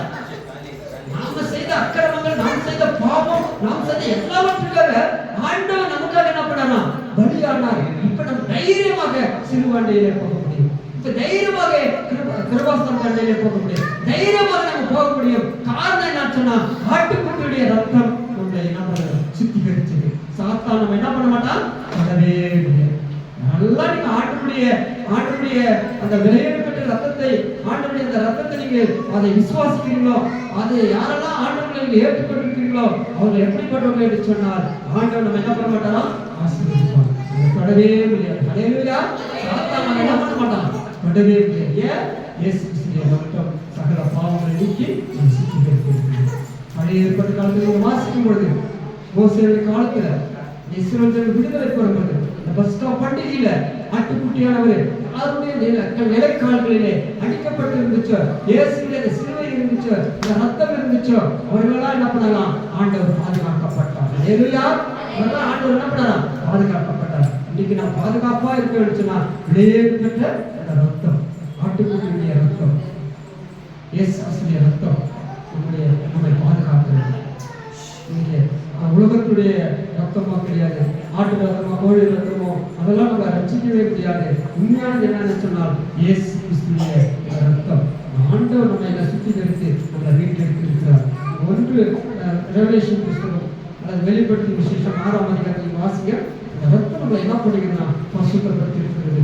இந்த ரத்தம் நம்ம என்ன பண்ணிக்கிறோம்னா நம்மளை ஆசீர்வதித்திருக்கிறது. 1ஆம் அதிகாரம் 6ஆவது வசனம், நம்மிடத்தில் அன்பு கூர்ந்து நமது ரத்தத்தினாலே நம்முடைய பாவங்களாலே நம்மை கழுவி நம்முடைய பிதாவாகிய தேவனுக்கு முன்பாக நம்மை ராஜாக்களும் ஆசாரிகளும் ஆக்கின அவருக்கு மகிமையும் என்றென்றைக்கும் உண்டாயிருப்பதாக. ஆமென். நம்மிடத்தில் அவர் அன்பு கூர்ந்தார். யாரிடத்தில் அன்பு கூர்ந்திருக்கார், நம்மிடத்தில் அன்பு கூர்ந்திருக்கிறார். ஒரு காலத்துல ரட்சிக்கப்படாத காலத்துல நம்ம எப்படி வாழ்ந்து கொண்டிருந்தோம்னு சற்று யோசித்து பாருங்க. நீர் பெற்ற இந்த குற்றமற்ற தெய்வ ஆட்டுக்குட்டியானவர் ஆண்டவருடைய அந்த ரத்தம் நம்மளை மீட்கப்பட்டிருக்குது. அந்த ரத்தத்தினாலே நம்ம சுத்திகரிக்கப்பட்டிருக்கிறோம். அந்த ரத்தத்தினாலே நம்ம பாவ மன்னிப்பு மன்னிக்கப்பட்டிருக்கிறது. அந்த ரத்தத்தினாலே நம்ம ஆண்டவர் அன்பு வைத்திருக்கிறார். இந்த உலகத்துடைய அன்பு கிடையாது, இயேசு கிறிஸ்துவின் அன்பு நம்ம மேல வைத்திருக்கிறார். தேவன் தம்முடைய ஒரே குமாரனை விசுவாசிகளிடத்திலே தேவன் என்ன பண்ணாராம், அன்பு வச்சிருக்கிறார். அப்படிப்பட்டவர்களுடைய வாழ்க்கையை நீங்கள் வாசிக்கும் போது ஆண்டவர் சொல்கிறார், தமது ரத்தத்தினாலே நம்முடைய பாவக்கரைகளை அவர் கழுவினார், அவருடைய ரத்தத்தினாலே நமக்காக ஜீவனை கொடுத்தார் என்று சொல்லி பார்க்கிறோம். ஹல்லேலூயா. நமக்காக ஜீவனை கொடுத்திருக்கிறார், நமக்காக உயிர் கொடுத்திருக்கிறார், நமக்காக பரிந்து பேசியிருக்கிறார், நமக்காக வலது பக்கத்திலே பரலோகத்திலே ஆண்டவர் என்ன பண்ணுகிறாராம், பேசியிருக்கிறார். நமது ரத்தத்தினாலே நம்முடைய பாவக்கரைகளை கழுவி சுத்திகரித்திருக்கிறார். நம்மை கழுவி இருக்கிறார், நம்மை பரிசுத்தப்படுத்தி இருக்கிறார். ஆண்டவர் மேல நம்ம வைத்த அன்புல அவரும் நம்ம மேல வைத்த அன்பு. அதான் சொல்றாரு, அவர் கழுவினதுனாலே நம்முடைய ஆண்டவர் நம்ம என்ன பண்ணுகிறாராம், ராஜாக்களும் ஆசாரிகளும் என்று சொல்லி மகிமையின் வல்லமை என்று சொல்லப்பட்டிருக்கிறது. அவர் நம்மளை அவருடைய ரத்தத்தினாலே கழுவப்பட்டதுனாலே, அவர் நமக்கு ஜீவனை கொடுத்ததுனாலே, 2000 வருஷங்களுக்கு முன்பாக சிலுவையிலே அறையப்பட்டதுனாலே இயேசு கிறிஸ்து நமக்கு என்ன கொடுத்திருக்கிறாரு? ஆசாரியர்கள். வசனங்களை வாசிக்கும் போது சொல்லப்பட்டிருக்கிறது, ராஜாக்களும் ஆசாரியர்களும் அவருக்கு மகிமை உண்டாவதாக. நம்மள ஆண்டவர் ராஜாக்களாக வச்சிருக்கிறார். வெளியேறு பெற்ற இந்த உலகத்தில் அழிந்து போகிற பொருள்களை விட வெளியேறு பெற்றது என்னவென்று சொன்னால் இயேசு கிறிஸ்துவின் ரத்தம். அதுதான் வசனத்தில் சொல்லப்படுகிறது, தேவன் நம்ம மேலே அன்பு வைத்திருக்கிறார், தேவன் நம்மை நேசித்திருக்கிறார், தேவன் நம்மை அரவணைத்திருக்கிறார், தேவன் நம்ம மேலே வைத்த அந்த அன்பினாலே தான் நம்முடைய பாவக்கரை நம்மை கழுவி சுத்திகரித்திருக்கிறார். நம்முடைய ஆண்டவரை கழுவி சுத்திகரித்திருக்கிறார். நம்ம மீட்கப்பட்ட அந்த ரத்தமானது நேர்பட்டதாய் காணப்படுகிறது. சத்துரு உங்க தலையிட முடியாது. இயேசு கிறிஸ்து அந்த ரத்தத்தினால கழுவப்பட்டீங்கன்னா ஆண்டவர் நம்மளை பார்த்து சொல்கிறார், நம்மளா யாரு? ராஜாக்கள். நம்மளா யாரு சொல்லுங்க? ராஜாக்கள். ஆசாரியர்கள் கூட்டமா இருக்கணும். சாத்தா நம்ம கிட்ட வர முடியாது. வேறு பெற்ற வேறு பெற்ற ரத்தம் நம்ம என்ன பண்ணணும்? சுத்திகரிக்கப்பட்டிருக்கிறது. மூன்றாவதாக நீ வேதத்திலே வாசிப்பது 1 பேதுரு புத்தகம் 2ஆம் அதிகாரம் 4வது 10 வசனம். மனுஷரால் தள்ளப்பட்டதாயினும் தேவனால் தெரிந்து கொள்ளப்பட்டதும் வெளியேற பெற்றதாயிருக்கிற ஜீவனுள்ள கல்லாகி அவரிடத்தில் சேர்ந்தவர்களாகிய நீங்களும் ஜீவனுள்ள கற்களைப் போல ஆவிக்கேற்ற மாளிகையாகவும் இயேசு கிறிஸ்துவின் மூலமாய் தேவனுக்கு பிரியமான ஆவிக்கேற்ற பணிகளை செலுத்தும்படிக்கும் பரிசுத்த ஆசாரிய கூட்டாரமாகவும் கட்டப்பட்டு வருகிறீர்கள். ஆகையால் விசுவாசிக்கிற உங்கள் வெளியேற பெற்றதா இருந்தது. கீழ்ப்படியாமல் இருக்கிறவர்களுக்கு வீட்டையே கட்டுகிறவர்களால் தள்ளப்பட்ட பிரதான மூலக்கல்லாகி அந்த கல் இடத்திற்கு ஏதுவான கல்லும் விடுதற்கேதுவான கண்மலையுமாய் நீங்களோ உங்கள் அந்தரத்தில் நின்று தம்முடைய ஆச்சரியமான ஒளியிடத்துக்கு வரவைத்தவருடைய புண்ணியங்களை அறிவிக்கும்படிக்கு தெரிந்து கொள்ளப்பட்ட சந்ததியாகியும் ராஜகமான ஆசாரிய கூட்டமாகவும் பரிசுத்த ஜாதியாகவும் அவருக்கு சொந்தமான ஜனமாக இருக்கிறீர்கள். ஜீவனுள்ள கல். அந்த கல் என்ன சொன்னா, தள்ளப்பட்ட கல் மூலக்கல்லாயிற்று. உலகத்துடைய ஜனங்கள் என்ன பண்றாங்க? வேறுபட்ட ராசிகள் தான் நீ போடுறாங்க. அது ராசிலாம் கிடையாது, வேறுபட்ட கல். உலக ஜனங்கள் யோசித்து பாருங்க. பச்சை கல், அப்புறம் சிவப்பு கல், அப்புறம் பல கல்லு. அது என்ன கல்லா? ராசி கல். ஆண்டுடைய வசனம் சொல்லுது பார்த்தீங்கன்னா, மனுஷனால் தள்ளப்பட்டது தேவனால் தெரிந்து கொள்ளப்பட்ட வேறுபட்ட ஜீவனுள்ள கல்லாக இருக்கிறார். நினைக்கிறோம் நம்ம யாரெல்லாம் நம்ம தள்ளுறாங்களோ ஆண்டவருக்கு நீங்க உண்மையா இருந்தீங்கன்னா ஆண்டவர்களை பார்த்து சொல்லுற அவர் ஜீவனுள்ள கல்லா இருக்கிறார். அவரு ஜீவனுள்ள கல்லாக்கள். நீங்க தள்ளப்பட்ட கல்லுதான் ஜீவனுள்ள கல். நீங்க தள்ளப்பட்ட கல்லுதான் எப்படி இருக்குதா? ஜீவனுள்ள கல்லா இருக்குதா? நிறைய கிறிஸ்துவனுடைய வாழ்க்கையில் பாருங்க, விலை கொடுத்து வாங்கிடலாம்னு நினைக்கிறாங்க. விலை கொடுத்து வாங்குறோம், அது ஆசீர்வாதம் கிடையாது. அது உலகத்தினுடைய ஜனங்கள். ஆனா உண்மையானவே நீங்கள் ஆண்டவரை தேடிப்படினா அப்படியே வாழ்க்கை பார்த்தீங்கன்னா ஆண்டவர் நம்மள ஆசீர்வதிக்கப்பட்டிருக்கிறார். நீங்கள் உங்கள் அந்த காலத்தில் தம்முடைய ஆச்சரியமான ஒளியிலிருந்து வர வேண்டிய புண்ணியங்களை அறிவித்து தெரிந்து கொள்ளப்பட்ட சந்ததியும் ராஜரீகமான ஆசாரியமாக பரிசுத்த ஜாதியும் அவருக்கு சொந்த ஜனமா இருக்கிறது. பரிசுத்த ஜாதி சொல்லப்படுது, சொந்த ஜனம் என்று சொல்லப்படுது. ஆண்டவருக்காக பிரியமான ஜனங்கள் என்று சொல்லப்படுது. முன்னே நீங்கள் தேவனுடைய ஜனங்களா இருக்கவில்லை, முன்னே நீங்க யாருடைய ஜனமா இருக்கல சொல்ற 10வது வசனம். நீங்கள் முன்னே தேவனுடைய ஜனங்களா இருக்கவில்லை, இப்போது அவருடைய ஜனங்களா இருக்கிறீர்கள். முன்னே நீங்கள் இருக்க பெறாதவர்களா இருந்தீர்கள், இப்போது நீங்கள் இருக்க பெற்றவர்களாக. இந்த தேவனுடைய வீடு, இந்த தேவனுடைய கல், தேவனுடைய விலையேற பெற்றது. எதை விலையேற பெற்றது நம்ம நினைக்கிறோம்னா, முதலாவது ஞானம் சொன்னோம், இரண்டாவது விலையேற பெற்றது என்னது? இரண்டாவது விசுவாசம். விசுவாசம் விலையேற பெற்றது விசுவாசம். மூன்றாவது விளைவேறப்பட்டது ரத்தம். நான்காவது விளைவேறப்பட்ட ஜீவனுள்ள கண். அந்த கண்ணதான் சொல்றாரு, நீங்கள் ஒரு காலத்துல ஆண்டவருடைய ராஜ்யத்தை பத்தி ஆண்டவரை பத்தி தெரியாம இருந்தீங்க, இப்ப நீங்க தெரிஞ்சிருக்கீங்க.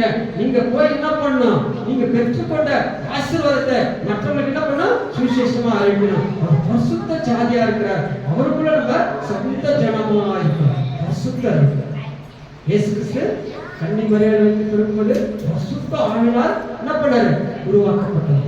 சாதாரண கிடையாது, அப்படிப்பட்ட உருவாக்கப்பட்டவனால நம்மளும் என்ன பண்றோம், பரிசுத்த ஜாதியா இருக்கிறோம். 10வது வசனத்தை வாசினா, முன்னே நீங்க எப்படி இருந்தீங்கன்னு சொல்றாரு. முன்னே நீங்கள் தேவனுடைய ஜனங்களா இருக்கவில்லை, முன்னே நீங்கள் பாவத்துல வாழ்ந்து கொண்டிருந்தீங்க, முன்னே நீங்கள் அக்கிரமத்துல வாழ்ந்து கொண்டிருந்தீங்க, முன்னே நீங்க ஆண்டவருக்கு பிரியமில்லாத வாழ்ந்து கொண்டிருந்தீங்க, உலகத்தோட ஒத்து போல இருந்தீங்க. இப்ப நீங்க யாரா இருக்கீங்கன்னா தேவனுடைய ஜனமா இருக்கிறீங்க. இப்ப நீங்க தேவனுடைய ஜனங்களா இருக்கும்போது எல்லா பாவத்தை விட்டு நீங்க என்ன பண்ணணும், விலக வேண்டும் சொல்லப்பட்டிருக்கு. முன்னே நீங்க இரக்கம் பெறாம இருந்தீங்க, ஆண்டவர் இப்போ நீங்க ஏற்றுக்கொண்டதுனால ஆண்டவர் உங்களுக்கு என்ன பண்ணாரு, இரக்கப்படுவாராம். ஹல்லேலூயா. தள்ளப்பட்ட கல் இந்த உலகத்தில் ஆண்டவர் என்ன பண்ணாரா, எடுத்து பயன்படுத்தினார். சங்கீதம் 118 22வது வசனம் வாசிங்க. வீடு கட்டுகிறவர்கள் ஆகாதென்று தள்ளின கல் மூளைக்கல்ல தலைக்கல்லாயிற்று. வீடு கட்டுகிறவங்க வேஸ்ட், அந்த கல்லு வேஸ்டான அந்த கல்லை என்ன பண்ணலாம், ஆண்டவர் என்ன பண்ணலாம், அந்த கல்லு இந்த தள்ளப்பட்ட கல். வீடு கட்டுகிறவர்கள் ஆகாது என்று தள்ளப்பட்ட மூலக்கல் எப்படிப்பட்ட கல்லாயிச்சா, தலைக்கல்லாயிற்று. கிறிஸ்துவுடைய வாழ்க்கையில நம்ம அந்த உலகத்துல வாழும்போது சில பேர் நம்ம தள்ளிடுவாங்க. ஐயோ பணம் இருந்தாலும் அவங்க மதிப்பாங்க, சில பேர் வசதி இருந்தாலும் மதிக்கிறாங்க, சில பேர் அவங்களுடைய வாழ்க்கை ஸ்டேட்டஸ் பார்க்கறாங்க. ஜாக்கிரதையா இருக்கும், நம்ம ஸ்டேட்டஸ் எல்லாம் பார்க்க கூடாது. கர்த்தருடைய பிள்ளைகள் ரட்சிக்கப்பட்ட பிள்ளையா இருக்கிறானா, ஜீவனுள்ள பிள்ளையா இருக்கிறானா, விசுவாசத்துல இருக்கிறானா, ஆண்டவர் மேல விசுவாசமா இருக்கிறானா, அப்படிப்பட்ட பிள்ளைகளை நீங்க பார்க்கணும். தள்ளப்பட்ட கல்லு ஆண்டவர் என்ன பண்ணா, ஆண்டவர் உபயோகப்படுத்தினார். அந்த அஸ்திபாரத்துக்கு அது தேவைப்பட்டுச்சான். உலகத்துல நம்ம எதெல்லாம் நம்ம தள்ளிட்டு இருக்கிறோம், ஆண்டவர் யோசித்து பாருங்க. ஒரு நாளைக்கு சொந்த வெளியும் தெருவில் கிடைக்கும், விலை மதிப்பற்றதா மாறிவிடும். ஒரு நாளைக்கு நீ யாரெல்லாம் தள்ளப்பட்டையோ அவங்க ஒரு நாளைக்கு பரலோகத்துக்கு போயிடுவாங்க. யாரெல்லாம் நீ கேவலமா நினைக்கிறியோ ஆண்டவர் அவங்களை எடுத்து பயன்படுத்துவார். நீ யாரையும் வந்து குற்றம் சாட்டக்கூடாது. கர்த்தருடைய பிள்ளைகளே, வீடு கட்டுகள் ஆகாத தள்ளினக்கல் மூலக்கல் ஆயிற்று, அஸ்திபாரமாக இருக்கிறது. இன்னைக்கு நம்ம அந்த அஸ்திபாரத்துக்குள்ளாக நம்ம இருக்கிறோம். நம்ம தள்ளப்பட்ட கல்லாக இருக்கிறோமா, ஆண்டவர் என்னை எடுத்து பயன்படுத்தி இந்த நேரத்தில் கேளுங்க. ஆண்டவர் இந்த உலகத்துல எல்லாரும் வெறுக்கிறாங்க, ஆண்டவரே இந்த உலகத்துல எல்லாரும் என்னை அவமானமா பேசுறாங்க, ஆண்டவரே இந்த உலகத்துல எல்லாரும் என்னை கேலி பண்றாங்கன்னு சொல்லுங்க. ஆண்டவர் உங்களை எடுத்து பயன்படுத்துவார். மோசேயுடைய வாழ்க்கை அப்படித்தான் இருந்துச்சு, மோசேயுடைய வாழ்க்கை அப்படித்தான் இருந்துச்சு. ஆண்டவர்கிட்ட பிரச்சனை, ஐயோ நான் மந்தவாய் திக்குவாயுமா இருக்கிற, என்னால அந்த இஸ்ரவேல் ஜனங்களை வழி நடத்தவே முடியாது ஆண்டவரே, நான் போக மாட்டேன் என்று சொன்னார். உனக்கு பதிலாக ஒரு ஆரோனை நான் அனுப்புகிறேன் என்று சொன்னார். உனக்கு பதிலாக நானே யுத்தம் பண்ணுவேன் என்று சொன்னார். உனக்கு பதிலாக கர்த்தர் அந்த இடத்துல வந்து யுத்தம் செய்வார். ஹல்லேலூயா. ஆரோனை ஆண்டவர் பயன்படுத்தினார். மோசேக்கு பதிலாக ஆரோனை தேவன் அனுப்பினார். ஆண்டவர் உங்களுக்கு பதிலாக ஆண்டவர் யாராவது அந்த இடத்துல ஆண்டவர் உங்களுக்கு அனுப்புவார். வேதம் கேட்டது, நானும் கர்த்தருக்கு பயப்படுகிறேன், நானும் தீமை எதிர்ப்பதே நானும் அதிகாலையில தேடுங்க, கர்த்தர் உங்களுக்கு ஞானத்தை கொடுப்பார். ஆண்டவருடைய அந்த வேறு அந்த ரத்தத்தை ஆண்டவர் நமக்கு விலை கொடுத்து வாங்கியிருக்கிறார். சாதாரண ரத்தம் கிடையாது. ஆண்டவர் 2000 வருஷங்களுக்கு முன்பாக நமக்காக அந்த சிலுவையை அடையப்பட்டிருக்கிறார். தள்ளப்பட்ட கல் மூலக்கல் ஆயிற்று. தள்ளப்பட்டிருக்கிறவா சமுதாயத்துல தள்ளப்பட்டவங்கள பேதையை ஆண்டவர் நானே ஆக்குவார். ஹல்லேலூயா. பேதைன்னு சொல்லி யாரும் சொல்லாதீங்க, மந்தவாயின்னு சொல்லி யாரும் நினைக்காதீங்க. யாரும் நீங்க இந்த உலகத்துல வாழ்கிற கிறிஸ்துவ பிள்ளைகளை நீங்க அற்பமா எண்ணாதீங்க. கிறிஸ்துவ ஒரு மூட்டை குடிச்சு போல என்று சொல்றாங்க. நசுக்கு என்ன ஆயிடும், அது வளர்த்துக்கொண்டே இருக்கும். யாரையும் அற்பமாக எண்ணவே கூடாது. தள்ளப்பட்ட கல் மூலக்கல் ஆயிற்று. இந்த ஏசாயா புஸ்தகம் 28ஆம் அதிகாரம் 16வது வசனம் வாசிங்க. ஆதலால் ஆண்டவர் உரைக்கிறது, இதோ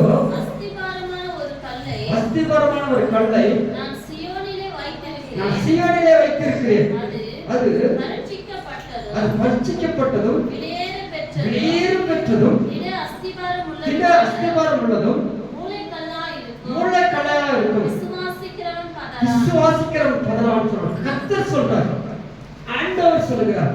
ஏசாயா தீர்க்கதரிசனமாக உரைக்கப்பட்டிருக்கிறது. இதோ நான் அஸ்திபாரமான ஒரு கல்லை நான் சீயோனிலே வைக்கிறேன்.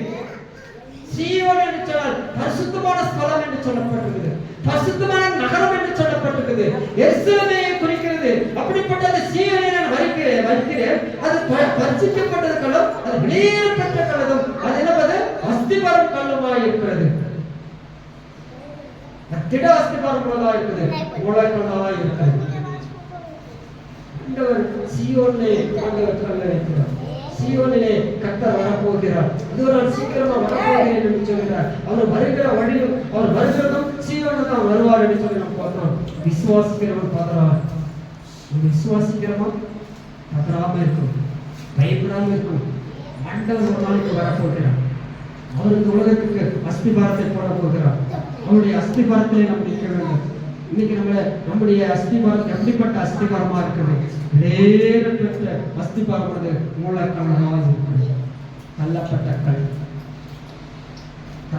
கல் பேதை ஆண்டவர் ஆண்டவர்கிட்ட ஆண்டவர் எதை நினைச்சாலும் கர்த்தர் என்ன பண்ணுறான்? தலைகீழாக மாற்றி விடுறான். கிறிஸ்துவுக்கு பிரியமானவருக்கு இன்னைக்கு நம்ம எப்படிப்பட்டவராக காணப்படுறோம்? ஆகாத என்று தள்ளப்பட்ட கல், வேண்டாம் என்று ஒதுக்கப்பட்ட கல், ஆகாத என்று சொல்லலை. ஆண்டவர் என்ன பண்ணலாம்? எடுத்து பயன்படுத்துகிறார். விசுவாசிக்கிறவர் உதறான். உதறாம இருக்கணும். ஆண்டவர் ஒரு நாளைக்கு வருவார். அந்த நம்பிக்கையோடு கூட இருங்க. கர்த்தருடைய வாழ்க்கையில் என்ன பண்ணலாம்? ஆண்டவர் ஆசீர்வதிப்பார். 5வதாக 1 பேதுரு புத்தகம் 3ஆம் அதிகாரம் 8-4 வாசிப்பு. மயிரை பின்னி பொன்னாரமானங்களை அணிந்து உயர்ந்த வஸ்திரங்களை உடுத்திக் கொள்வதாகி புறம்பான அலங்கரிப்பு உங்களுக்கு அலங்காரமாய் இராமல் அழியாத அலங்கரிப்புமாய் இருக்கிற சாந்தம் அமைதலுள்ள ஆவியாக இருதயத்தில் மறந்திருக்கிற உடனே உங்களுக்கு அலங்காரமாய் இருக்க கடவது. அதுவே தேவனுடைய பார்வையில் விலையேற பெற்றது சொல்றார். பாருங்க, இது எப்படி நம்ம இருக்கிறோம்? விலையேற பெற்றது எது என்று சொல்லப்பட்டிருக்கிறது? மயிரை பின்னி பொன் ஆபரணங்கள் அணிந்து உயர்ந்த வஸ்திரங்களை உடுத்திக் கொள்வதாக புறம்பான அலங்கரிப்பு உங்களுக்கு அலங்காரமா இராமல். புறம்பான அலங்கரிப்பு இல்லாமல் நீங்க வெளி தோற்றத்துல நீங்க அலங்கரிக்கப்பட்டிருக்கிறோம். நிறைய திருச்சபையில் நீங்க போய் பாருங்க, ஆடம்பரமான ஒரு வாழ்க்கை வாழ்ந்து கொண்டு இருக்கிறார்கள். அவங்க போடுகிற அந்த ட்ரெஸ் நீங்க பாருங்க, அவங்களுடைய நடைய பாருங்க, அவங்க உடைய பாருங்க, அவங்க பார்வை பாருங்க, எப்படிப்பட்டதா இருக்கிறது. அது எப்படிப்பட்டது என்று சொன்னால் அது வெளியேறப்பட்டது கிடையாது, அது ஆபத்தானது. அது எப்படிப்பட்டது? ஆபத்தானது என்று சொல்லப்பட்டிருக்கிறது. உயர்ந்த வஸ்திரங்களை உடுத்திக் கொள்கிறார்கள். புறம்பான அலங்கரிப்பு உங்களுக்கு அலங்கரிப்பு. ஒரு நல்ல கிறிஸ்தவனுடைய வாழ்க்கையில உள்ளத்தில் நம்ம எப்படி இருக்கிறோம்? நம்முடைய இருதயத்தில் நம்ம எப்படி எதையும் யோசித்துக் கொண்டிருக்கிறோம்? அதை நம்ம பார்க்க வேண்டும். உயர்ந்த வஸ்திரங்களை உடுத்திக் கொள்வதை நம்ம பரவாக பார்க்க முடியாது. உயர்ந்த ஆடையை அணிந்துட்டாதோ, உயர்ந்த வேறு பெற்ற உலகத்தில் நம்ம வாழ்ந்துட்டால் இந்த பரலோக ராஜ்யத்துக்கு போக முடியாது. அழியாதது அலங்கரிப்புமாய் இருக்கிற சாந்தம். அழியாதது சாந்த குணமுள்ளவர்களா இருக்கிறோமா? அதுதான் அழியாதது. வேறுபட்ட வஸ்திரத்தை தரிக்கிறதுனாலே, வேறுபட்ட அல்லது வாசனை திரைகளை நம்ம அணிவதனாலே, அல்லது வேறுபட்ட கார்களை நம்ம போவதனாலே, வேறுபட்ட அலங்காரங்கள் இருப்பது அது மாயமானது என்று சொல்லப்பட்டிருக்கிறது. பிரசங்கில் பாருங்க, உலகம் ஒரு மாயமானது என்று சொல்லப்பட்டிருக்கிறது. ஒரு புகை போல காணப்படுகிறது என்று சொல்லப்பட்டிருக்கிறது. இன்றைக்கு பொறுத்து நாளைக்கு இல்லாத போய்விடும் என்று சொல்லப்பட்டிருக்கிறது. அப்படிப்பட்ட இந்த உலகத்திலே வாழ்கிற நாட்களிலே நம்ம சரீரத்திற்கு இடம் பண்றோம், அழகுபடுத்திக் கொண்டு இருக்கிறோம். எங்க பார்த்தாலும் இன்னைக்கு பேப்பர்ல எங்க பார்த்தாலும் என்ன இருக்குது? Beauty parlour. எங்க பார்த்தாலும் அழகுபடுத்துறாங்க, லட்சக்கணக்கான செலவு பண்றாங்க. தன்னை மண்ணுக்கு போற இந்த சரீரத்துக்கு அழகுபடுத்திக் கொண்டு இருக்கிறார்கள். ஜாக்கிரதை, கிறிஸ்துவ பிள்ளை, வீண் செலவு பண்ணாதீங்க, வீண் செலவு செய்யாதீர்கள். அதுதான் சொல்றாரு. அப்படிப்பட்ட உயர்ந்த வஸ்திரத்தை எப்படி இருக்கு சொல்லனா, அது புறம்பான அலங்கரிப்பு சொல்லப்பட்டது. அது கல்லறைக்கு வெள்ளை அடிக்கப்பட்டது என்று சொல்லப்பட்டது. இங்க கல்லறை நீங்க போய் பார்த்தீங்கன்னா உள்ள எல்லாம் வெள்ளையா இருக்குன்னு சொல்லப்பட்டது. அது உள்ளார நீங்க நோட்டினீங்கன்னா துர்நாற்றம் வீசப்பட்டதாய் காணப்படுகிறது. உங்களுடைய வாழ்க்கை எப்படிப்பட்டதாய் காணப்படுகிறது? இயேசு கிறிஸ்து வெளியேறப்பட்ட ரத்தத்தினால் உங்களை மீட்கப்பட்டு இருக்கிறார். வெளியேறப்பட்ட அந்த ஞானத்தை ஆண்டவர் உங்களுக்கு கொடுத்திருக்கிறார். வெளியேறப்பட்ட அந்த faith, அந்த விசுவாச ஆண்டவர் உங்களுக்கு கொடுத்திருக்கிறார். என்னதை நீங்க சோதித்து அறிந்து கொள்ள வேண்டும் என்று சொல்லப்பட்டிருக்குது. ஆனாலும் கூட இன்னைக்கு உலகத்தோடு நம்ம ஒத்து வாழ்ந்து கொண்டிருக்கிறோம். உலகத்தோடு கூட நீங்க ஒத்து வாழாதீங்க. ஆண்டவர் நமக்கு ஒரு இடுக்கமான ஒரு வாசல் வழி வச்சிருக்கிறார். நமக்கு ஆண்டவர் விசாலமான வழியே கிடையாது. ஒரு கிறிஸ்துவோடைய வாழ்க்கை பாடுகள் நிறைந்த ஒரு வாழ்க்கை தான். அப்பதான் பரலோகத்துக்கு நீ போக வேண்டும். இயேசு கிறிஸ்து ஒரு பாட்டு பாடுறாரு. இயேசு கிறிஸ்து மாணிக்கத்தை விட்டு என்ன பண்ணாரா? இந்த மண்ணுக்கு வந்தாராம். இந்த மாணிக்கத்தை விட்டு, வைரத்தை விட்டு, எல்லாத்தையும் விட்டு அவர் என்ன பண்ணாரா? இந்த மண்ணுக்காக ரட்சிக்கப்பட வேண்டும் என்று சொல்லி, அழிந்து போகிறது ஆத்மாவை ரட்சிக்கப்பட வேண்டும் என்று சொல்லி ஆண்டவராக இயேசு கிறிஸ்து இந்த பூமிக்கு, இந்த உலகத்துக்கு வந்தார். இன்னைக்கு உலகத்துடைய ஜனங்கள் உலக அலங்கரிப்பில் இருக்கிறார்கள். இந்த 4வது வசனத்தை நீங்க வாசிக்கும் போது அழியாத அலங்கரிப்பாக சாந்தம், அடுத்தது அமைதியில் உள்ள ஆவியாகிய இருதயத்தில் மறைந்திருக்கிற குணமே உங்களுக்கு அலங்காரமாக இருக்கிறது. அதுவே தேவனுடைய பார்வையில் வெளியேற பெற்று இருக்கிறது. மறைந்திருக்கிற அந்த இதயத்துல என்ன மறைந்திருக்கிறது? வெளியேற பெற்ற அந்த குணம். இந்த குணம் நம்ம கிட்ட இருக்குதா? என்ன மறைந்திருக்கிறது? என்ன மறைந்திருக்கிறது? வெளியேற பெற்ற இந்த பார்வையில உலகத்துடைய அலங்கரிப்பு வேண்டாம், உலகத்துடைய வஸ்திரங்கள் வேண்டாம். நிறைய பேர் பண்ண அந்த திருமணத்தில் பார்த்தீங்கன்னா ஒரு நாளைக்கு தான் இந்த கோர்ஸ் எவ்வளவு 50,000 1 லட்சம் இருக்கும் ஒரு நாளைக்கு. கிராமத்தில் சொல்லுவாங்க ஒரு நாள் கூத்துக்கு மீசியை வச்சுருக்காங்க. காலையில பார்த்தா அவன் என்ன பண்ண விளையாடுறான், கேள்விப்பட்டாங்க. ஒரு நாளுக்காக தான், ஒரு நாள் டிராமா நடிக்க போய் என்ன பண்ணலாம், மீசியை எடுத்துட்டாங்க. ஜாக்கிரதையா இருக்கணும். வேறு பெற்ற இந்த சாந்தம், இந்த குணம் நம்மகிட்ட இருக்குதா? குணமே உங்களுக்கு அலங்காரமா இருக்க கடவுது. அதுவே தேவனுடைய பார்வையில் வெளியேறப்பட்டது. ஆவின் கனி, இதுதான் சொல்றாங்க. ஆவின் கனி அன்பு இருக்குதா? ஆவின் கனி அன்பு இருக்குதா? சமாதானம் இருக்குதா? நீடி பொறுமை இருக்குதா? தயவு இருக்குதா? நற்குணம் இருக்குதா? நிச்சயம் இருக்குதா? இப்படிப்பட்ட பிரமாணங்கள் கொண்டு இதுதான் ஆண்டவர் சொல்கிறார். இதுதான் அவருடைய பார்வையை நிறைவேற்றப்படுவதாக. இதுதான் உங்களை பரலோகத்துக்கு கொண்டு போக முடியும். இதுதான் இந்த உலகத்திற்கு நீங்கள் மறித்த பிறகு பரலோக ராஜ்யத்துக்கு கொண்டு போகிற ஆவின் கனிகள் அங்க கொண்டு போக முடியும். என்னதான் நீங்க அந்நிய பாஷை பேசி, என்னதான் நீங்க டிராமா பண்ணாலும் சரி, ஆண்டவர் ஏற்றுக்கொள்ளவே மாட்டார். இந்த வாழ்க்கை எப்படிப்பட்டதா இருக்குது? உலக கிறிஸ்துவர்கள் நடிக்க கிறிஸ்துவர்களாக மாறிக்கொண்டிருக்கிறார்கள். ஆண்டவருக்கு ஜாக்கிரதையா இருக்கணும். இன்னைக்கு ஆண்டவருக்குள்ள எப்படிப்பட்டவர்களாக ஒரு கிறிஸ்துவ பிள்ளைகளாக இருக்கும்போது எதை நம்ம பார்க்கிறோம்? இந்த ஏ என்று சொன்னால் ஏஜின்னு சொல்லுவாங்க, பி என்று சொன்னால் கிரிட்டின்னு சொல்லுவாங்க, சின்னு சொன்னால் கேஷ்ன்னு சொல்லுவாங்க, டின்னா டபரின்னு சொல்லுவாங்க. இது அதைத்தான் எதிர்பார்க்குறாங்க. ஜாக்கிரதையா இருக்கணும். இதெல்லாம் நீங்க விட்டுட்டு உங்களுடைய இறுதி அங்கதான் இருக்குது, உங்களுடைய மனம் அங்கதான் இருக்குது, உங்களுடைய குணம் அங்கதான் இருக்குது. அதனால தான் நம்ம எங்க போக முடியாது, பரலோகத்துக்கு போக முடியாது. வேறு பெற்ற முத்துக்கள் ஆண்டவர் வைக்கப்பட்டிருக்கிறார். அல்லேலூயா. ஆண்டவர் அந்த வேறு பெற்ற அந்த முத்துக்களை ஆண்டவர் நம்ம கொடுத்திருக்கிறார். வேறு பெற்ற வேத புஸ்தகத்தை, சத்தியத்தை நம்ம ஆண்டவர் நம்ம கையிலே கொடுத்திருக்கிறார். இதன்படி நீங்க நடங்க, பரலோக ராஜ்யத்துக்கு போக முடியும். இதன்படி நடந்தாதான் எங்க போக முடியும்? பரலோக ராஜ்யத்துக்கு போக முடியும். இல்லைன்னா நம்ம என்ன பண்ண முடியாது, போகவே முடியாது. எந்த அளவுக்கு ஆசிரியர், எந்த அளவுக்கு நீங்க ஆண்டவருக்கு உண்மையா இருக்கீங்களோ அந்த அளவுக்கு தெய்வம் உங்களுடைய வாழ்க்கையில ஆசீர்வாதமா இருக்கும். ஒருவேளை லோத்துடைய மனையை போல பின்னிட்டு பார்க்காதீங்க.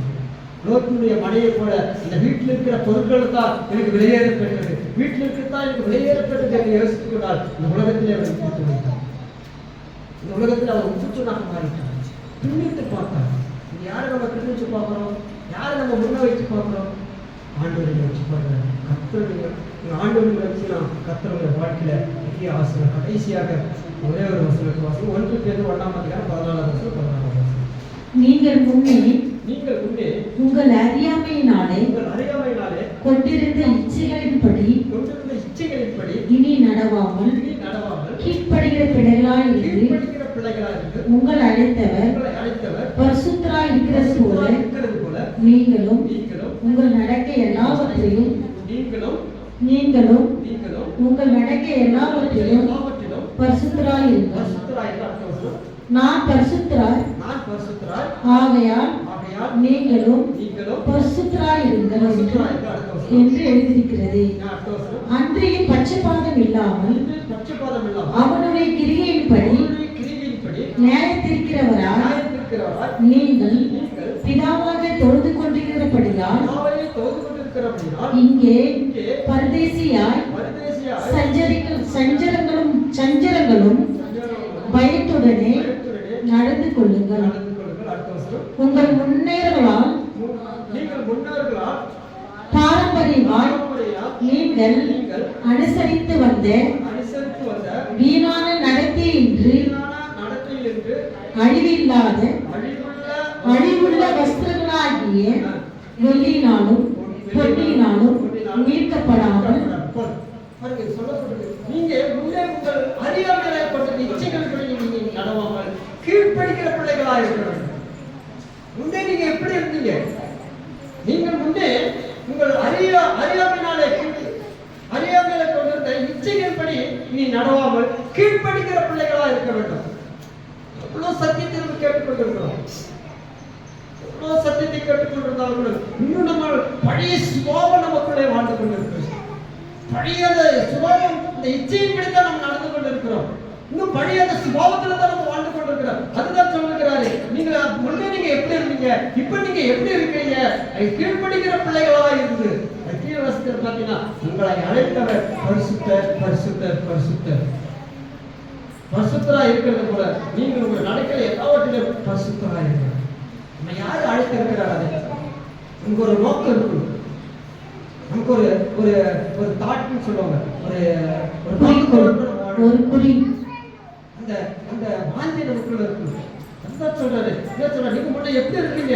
உங்களை அழைத்தவர் பரிசுத்தரா இருக்கிறது போல நீங்கள் உங்கள் நடக்கையில் எல்லாவற்றிலும் பரிசுத்தரா இருக்கணும். எல்லாவற்றிலும் பரிசுத்தரமா இருக்கணும். உடை, நடை, பாவனை, கண் பார்வை, சரீரம், கால் சிக்கிக் கொள்ளக்கூடாது. கால் பாவத்துல விட்டு போகக்கூடாது. அதான் சொல்றாரு, முன்னே நீங்க எப்படி வேணாலும் இருந்துக்கலாம், இப்ப நீங்க எப்படி இருக்கீங்கன்னா நீங்க சத்தியத்தின் படி கேட்டுங்க. வேறு பெற்றவர்கள், ராஜாதி ராஜாக்கள், ஆசாரியர் கூட்டம் என்று சொல்லப்பட்டிருக்குது. உங்க தகுதி இல்லாதவர்களை ஆண்டவர் தகுதிப்படுத்தி இருக்கிறாரு. ஆனால் நம்ம பார்வை ஆண்டவர் சொல்றாரு, உங்களை அழைத்தவர் பரிசுத்தரா இருக்கிறது போல நீங்களும் எல்லாவற்றிலும் பரிசுத்தரா இருக்க வேண்டும். உங்களுடைய தேவன் பரிசுத்தரா இருக்கிறார். உங்களுடைய ஆண்டவர் பரிசுத்தரா இருக்கிறார். நம்ம ரட்சிக்கவரை இயேசு கிறிஸ்து பூமிக்கு இந்த உலகத்திலே வாழ்கிற நாட்களே அவர் பரிசுத்தமா வாழ்ந்தது போல நீங்களும் பரிசுத்தமாக வாழ வேண்டும். நீங்க வேலை செய்கிற இடத்துல, நீங்க இருக்கிற இடத்துல எப்படிப்பட்ட உங்களை குறித்து சாட்சி கொடுக்குறாங்க, ஜாக்கிரதையா இருக்கணும். எப்படி குறித்து நம்ம சாட்சி கொடுக்குறாங்க? நம்ம பரிசுத்தரா இருக்கிறது போல நீங்கள் எல்லாவற்றிலும் பரிசுத்தரா இருங்கள் என்று எழுதியிருக்கிறது.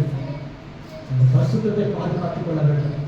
நல்ல கிறிஸ்துவனுடைய வாழ்க்கையில நிறைவேற்ற முத்துக்களை பார்க்கணும். ஆண்டவரோடு கொடுக்கப்பட்ட அந்த ஞானம், ஆண்டவரோடு கொடுக்கப்பட்ட அந்த இயேசு கிறிஸ்துவின் அந்த ரத்தம், ஆண்டவரோடு கொடுக்கப்பட்ட அந்த விசுவாசம், ஆண்டவரோடு கொடுக்கப்பட்ட தேவனுடைய அந்த கல், இந்த விலையேற பெற்ற கல், நான் தள்ளப்பட்ட கல், நான் ஒதுக்கப்பட்ட கல், வேஸ்டான கல், அந்த கல்லை எடுத்து ஆண்டவர் என்னை பயன்படுத்தினார். இந்த உலகத்துல, இந்த சமுதாயத்துல என்னை யாருமே மதிக்க மாட்டார்கள். ஆனாலும் ஆண்டவருடைய பிள்ளைகளை ஏற்றுக்கொண்ட பிறகு உன்னை நீங்க ஒரு மனிதனாக மதித்துக் கொண்டிருக்கிறான்னு சொல்ல நீ அதை பாதுகாத்துக் கொள்ள வேண்டும். அலங்கரிப்பு, வீணான அலங்கரிப்பு வேண்டாம். அது தேவனுடைய பார்வைக்கு அது வெளியேற பெற்றதில்லை. ஆண்டவரே, நான் பரிசுத்தர், ஆண்டவர் பரிசுத்தரா இருக்கிறது போல நீங்களும் எல்லாவற்றிலும் பரிசுத்தரா இருக்க. கர்த்தருடைய வாழ்க்கையில ஆண்டவர் பெரிய காரியங்கள் செய்வார். நம்மளாம் யாரு? வெளியேற பெற்றவர்கள். சொல்லுங்க, நான் வெளியேற பெற்றவர்கள். ஆண்டுடைய ரத்தத்தினாலே கழுவப்பட்டு, என்னை சுத்திகரிக்கப்பட்டு, என்னை மீட்கப்பட்டு, என்னை உருவாக்கி இருக்கிறார், என்னை சிருஷ்டித்து இருக்கிறார், என்னை படைத்து என் தேவன் என்னை என்ன பண்ணுகிறார்? ஆசீர்வதித்திருக்கிறார் சொல்லி இந்த நாள்ல நீ ஒப்பு கொடுங்க. கர்த்தர் உங்களை என்ன பண்ணார்? ஆண்டவர் உங்களை என்ன பண்ணலாம்? ஆசீர்வதிப்பார். ஏதும் சொல்லப்பட்டிருந்த இந்த நீதிபதி புஸ்தகத்தை வாசிக்கும் போது ஒரே ஒரு வசனத்தை வாசித்திருந்தீங்கன்னா, முத்துக்களை பார்க்கிலும் அது விலையேற பெற்றது. நீ முத்துக்களை பார்க்கலாம், வெளியேற பெற்றது. முத்துக்களை பார்க்கலாம், ஆண்டவர் வெளியேற்றதை வச்சிருக்கிறார். அந்த முத்துக்களை எல்லாம் ஆண்டவர் விளைவிக்க முடியாத அந்த முத்துக்களை விட, வைரத்தை விட, தங்கத்தை விட, கோரத்தை விட, உலகத்துல எல்லா பொருட்களை விட ஆண்டவர் உன்னை வெளியேற பெற்றதா வச்சிருக்கார். அல்லேலூயா. உலகத்தில் ஆண்டவர் உன்னை வெளியேற பெற்றதா வச்சிருக்கார்.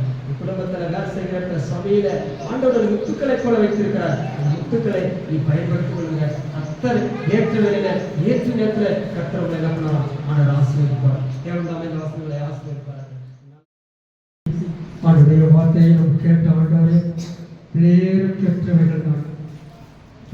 கீழே போட்டு உலகத்தை தன் பின்னிட்டு பார்த்தான்.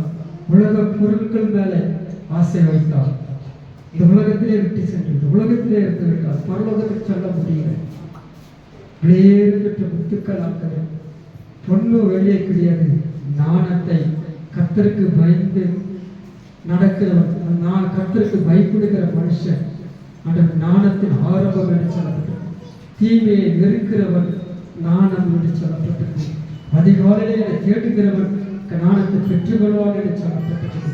ஏற்பட்ட அந்த விசுவாசம் தேய்க்காண்டவர், இந்த பொண்ணு வெளியே சோதிக்கப்படும் போது ஆண்டவரே, நெருப்பிலே பிடப்பட போது ஆண்டவரே, விசுவாசம் சோதிக்கப்பட்ட பிறகு ஆண்டவரே, விளையேற பெற்றவர் என்று சொல்லப்பட்டிருக்கிறது. இயேசு கிறிஸ்துவின் ரத்தத்தினால் மீட்கப்பட்டவர்கள் மாசற்ற ஆட்டுக்குட்டியுடைய ரத்தம் என்று சொல்லப்பட்டிருக்கிறார்கள். மாசற்ற ஆட்டுக்குட்டி எனக்காக, என்னுடைய பாவத்துக்காக ஆண்டவர், நான் செய்த எல்லா அக்கிரமத்துக்காக ஆண்டவர் 2000 வருஷங்களுக்கு முன்பு தேவ ஆட்டுக்குட்டியாக சிறுவரை அறிவிக்கப்பட்டார். வெளியேறப்பட்ட கல், தள்ளப்பட்ட கல், மூலக்கல்லாக இருக்கிறது. இந்த உலகத்துல என்னை ஒதுக்கினார்கள், சமுதாயத்தில் உலகத்தில் ஒதுக்கப்பட்டவர்கள் எடுத்து நினைக்கலாம். கர்த்தர் அவனுடைய பார்வையை அவனை வெளியேற பெற்றவர்களாக வைத்திருக்கிறார். நீ சோர்ந்து போன மகனே மகளே, இந்த உலகத்துடைய அலங்கரிப்பு வீண் சொல்லப்பட்டிருக்கிறது. நீ பரிசுத்தராக வாழ்க. கர்த்தருடைய வாழ்க்கை மகன் ஆசீர்வதிப்பார். வந்திருக்கிற பிள்ளைகளுக்கு ஆட்சேபிக்கிறோம். ஆண்டவரே, அவருடைய வாழ்க்கையை ஆசீர்வதிக்க ஆண்டவரே. ஆண்டவரே, ஒரு வெளியேற பெற்றவர் இன்றிலிருந்து ஆண்டவர் என்னை தள்ளப்பட்ட கல்லாயத்தை உபயோகப்படுத்திக் கொண்டிருக்கிறார். வந்திருக்கிற ஒவ்வொரு பிள்ளைகளையும் வருங்காலத்துல எழுதி பிரகாசிக்கிற ஒரு கருவியாக எடுத்து பயன்படுத்த போகிறார். தள்ளப்பட்ட பிள்ளைகளுக்கு ஆட்சேபிக்கிறோம். ஆண்டவரே, இந்த நாளையில ஆசீர்வாதமா இருக்கட்டும். ஆண்டவரே, கர்த்தருக்காய் கொடுக்கிற பிள்ளைகளை கர்த்தர் ஆசீர்வதிக்கிறே. வாலிப பிள்ளைகளுக்கு ஆட்சேபிக்கிறோம். வந்திருக்கிற ஒவ்வொரு குடும்பங்களுக்கு ஆட்சேபிக்கிறோம். ஆண்டவரே, கர்த்தர் பெரிய காரியத்தை செய்யுங்க. ஆண்டவரே, முன்னே நாங்கள் பாவத்தில் இருந்தோம். ஆண்டவரே, இப்போ ஆண்டவர் நாங்கள் பரிசுத்தத்தில் இருக்கிறோம். முன்னே நாங்கள் இறக்கம் பெறாத இருந்தோம். ஆனால் இப்போ நாங்கள் இறக்கம் பெற்றிருக்கிறோம். ஆண்டவரே, இதை கேட்டுக்கொண்டிருக்கிற பார்த்துக் கொண்டிருக்கிற உங்களுடைய வாழ்க்கையும் ஆண்டவரே, ஏசப்பா நீங்க தொட போகிறார். ஏசப்பா ஒரு அற்புதத்தை செய்ய போகிறார். ஏசப்பா உங்களோட பேச போகிறார். ஏசப்பா உங்களுடைய குறைகளை கேட்டு விடுதலை கொடுக்க போகிறார். இந்த உலகத்துல ரட்சிக்கப்பட்ட பிள்ளைகளை பார்த்து சொல்கிறார், நீ விளையேற பெற்றவர்கள் என்று சொல்கிறார். அதற்கு நீங்கள் எல்லோரும் ஆண்டவரே விளையேற பெற்றவர்கள். கொடுத்த காணிக்கையை ஆசீர்வதிக்க மகிமைப்படுத்துங்க. நாம் தாழ்த்தி ஒரு சமூகத்தில் கொடுக்கிறோம். எக்ஸாம் எழுதி கொண்டிருக்கிற பிள்ளைகளுக்கு ஆட்சேபிக்கிறோம். ஆண்டவரே, திருமணமாகாத பிள்ளைகளுக்கு ஆட்சேபிக்கிறோம். ஆண்டவரே, வேலை இல்லாத பிள்ளைகளுக்கு ஆட்சேபிக்கிறோம். ஆண்டவரே, கர்த்தர் பெரிய காரியங்களை செய்யுங்க. ஆண்டவரே, இன்று முதல் உங்களை ஆசீர்வதிப்பே சொல்லி ஆண்டவரே, அவளோடு ஒப்பிருக்கிற பிள்ளைகளை கர்த்தர் ஆண்டவரே ஆசீர்வதிக்க மகிமைப்படுத்துங்க. ஆண்டவரே, கர்த்தருடைய இந்த வசனம் அவங்களை நிரப்பட்டும். ஆண்டவரே, கர்த்தருடைய வேதத்திலே ஒரு குறைவுள்ளாலும் கர்த்தர் ஆண்டவரை ஏற்ற வேலையில ஏற்ற நேரத்தில் உயர்த்துங்க, ஆசீர்வதிக்க மகிமைப்படுத்துங்க.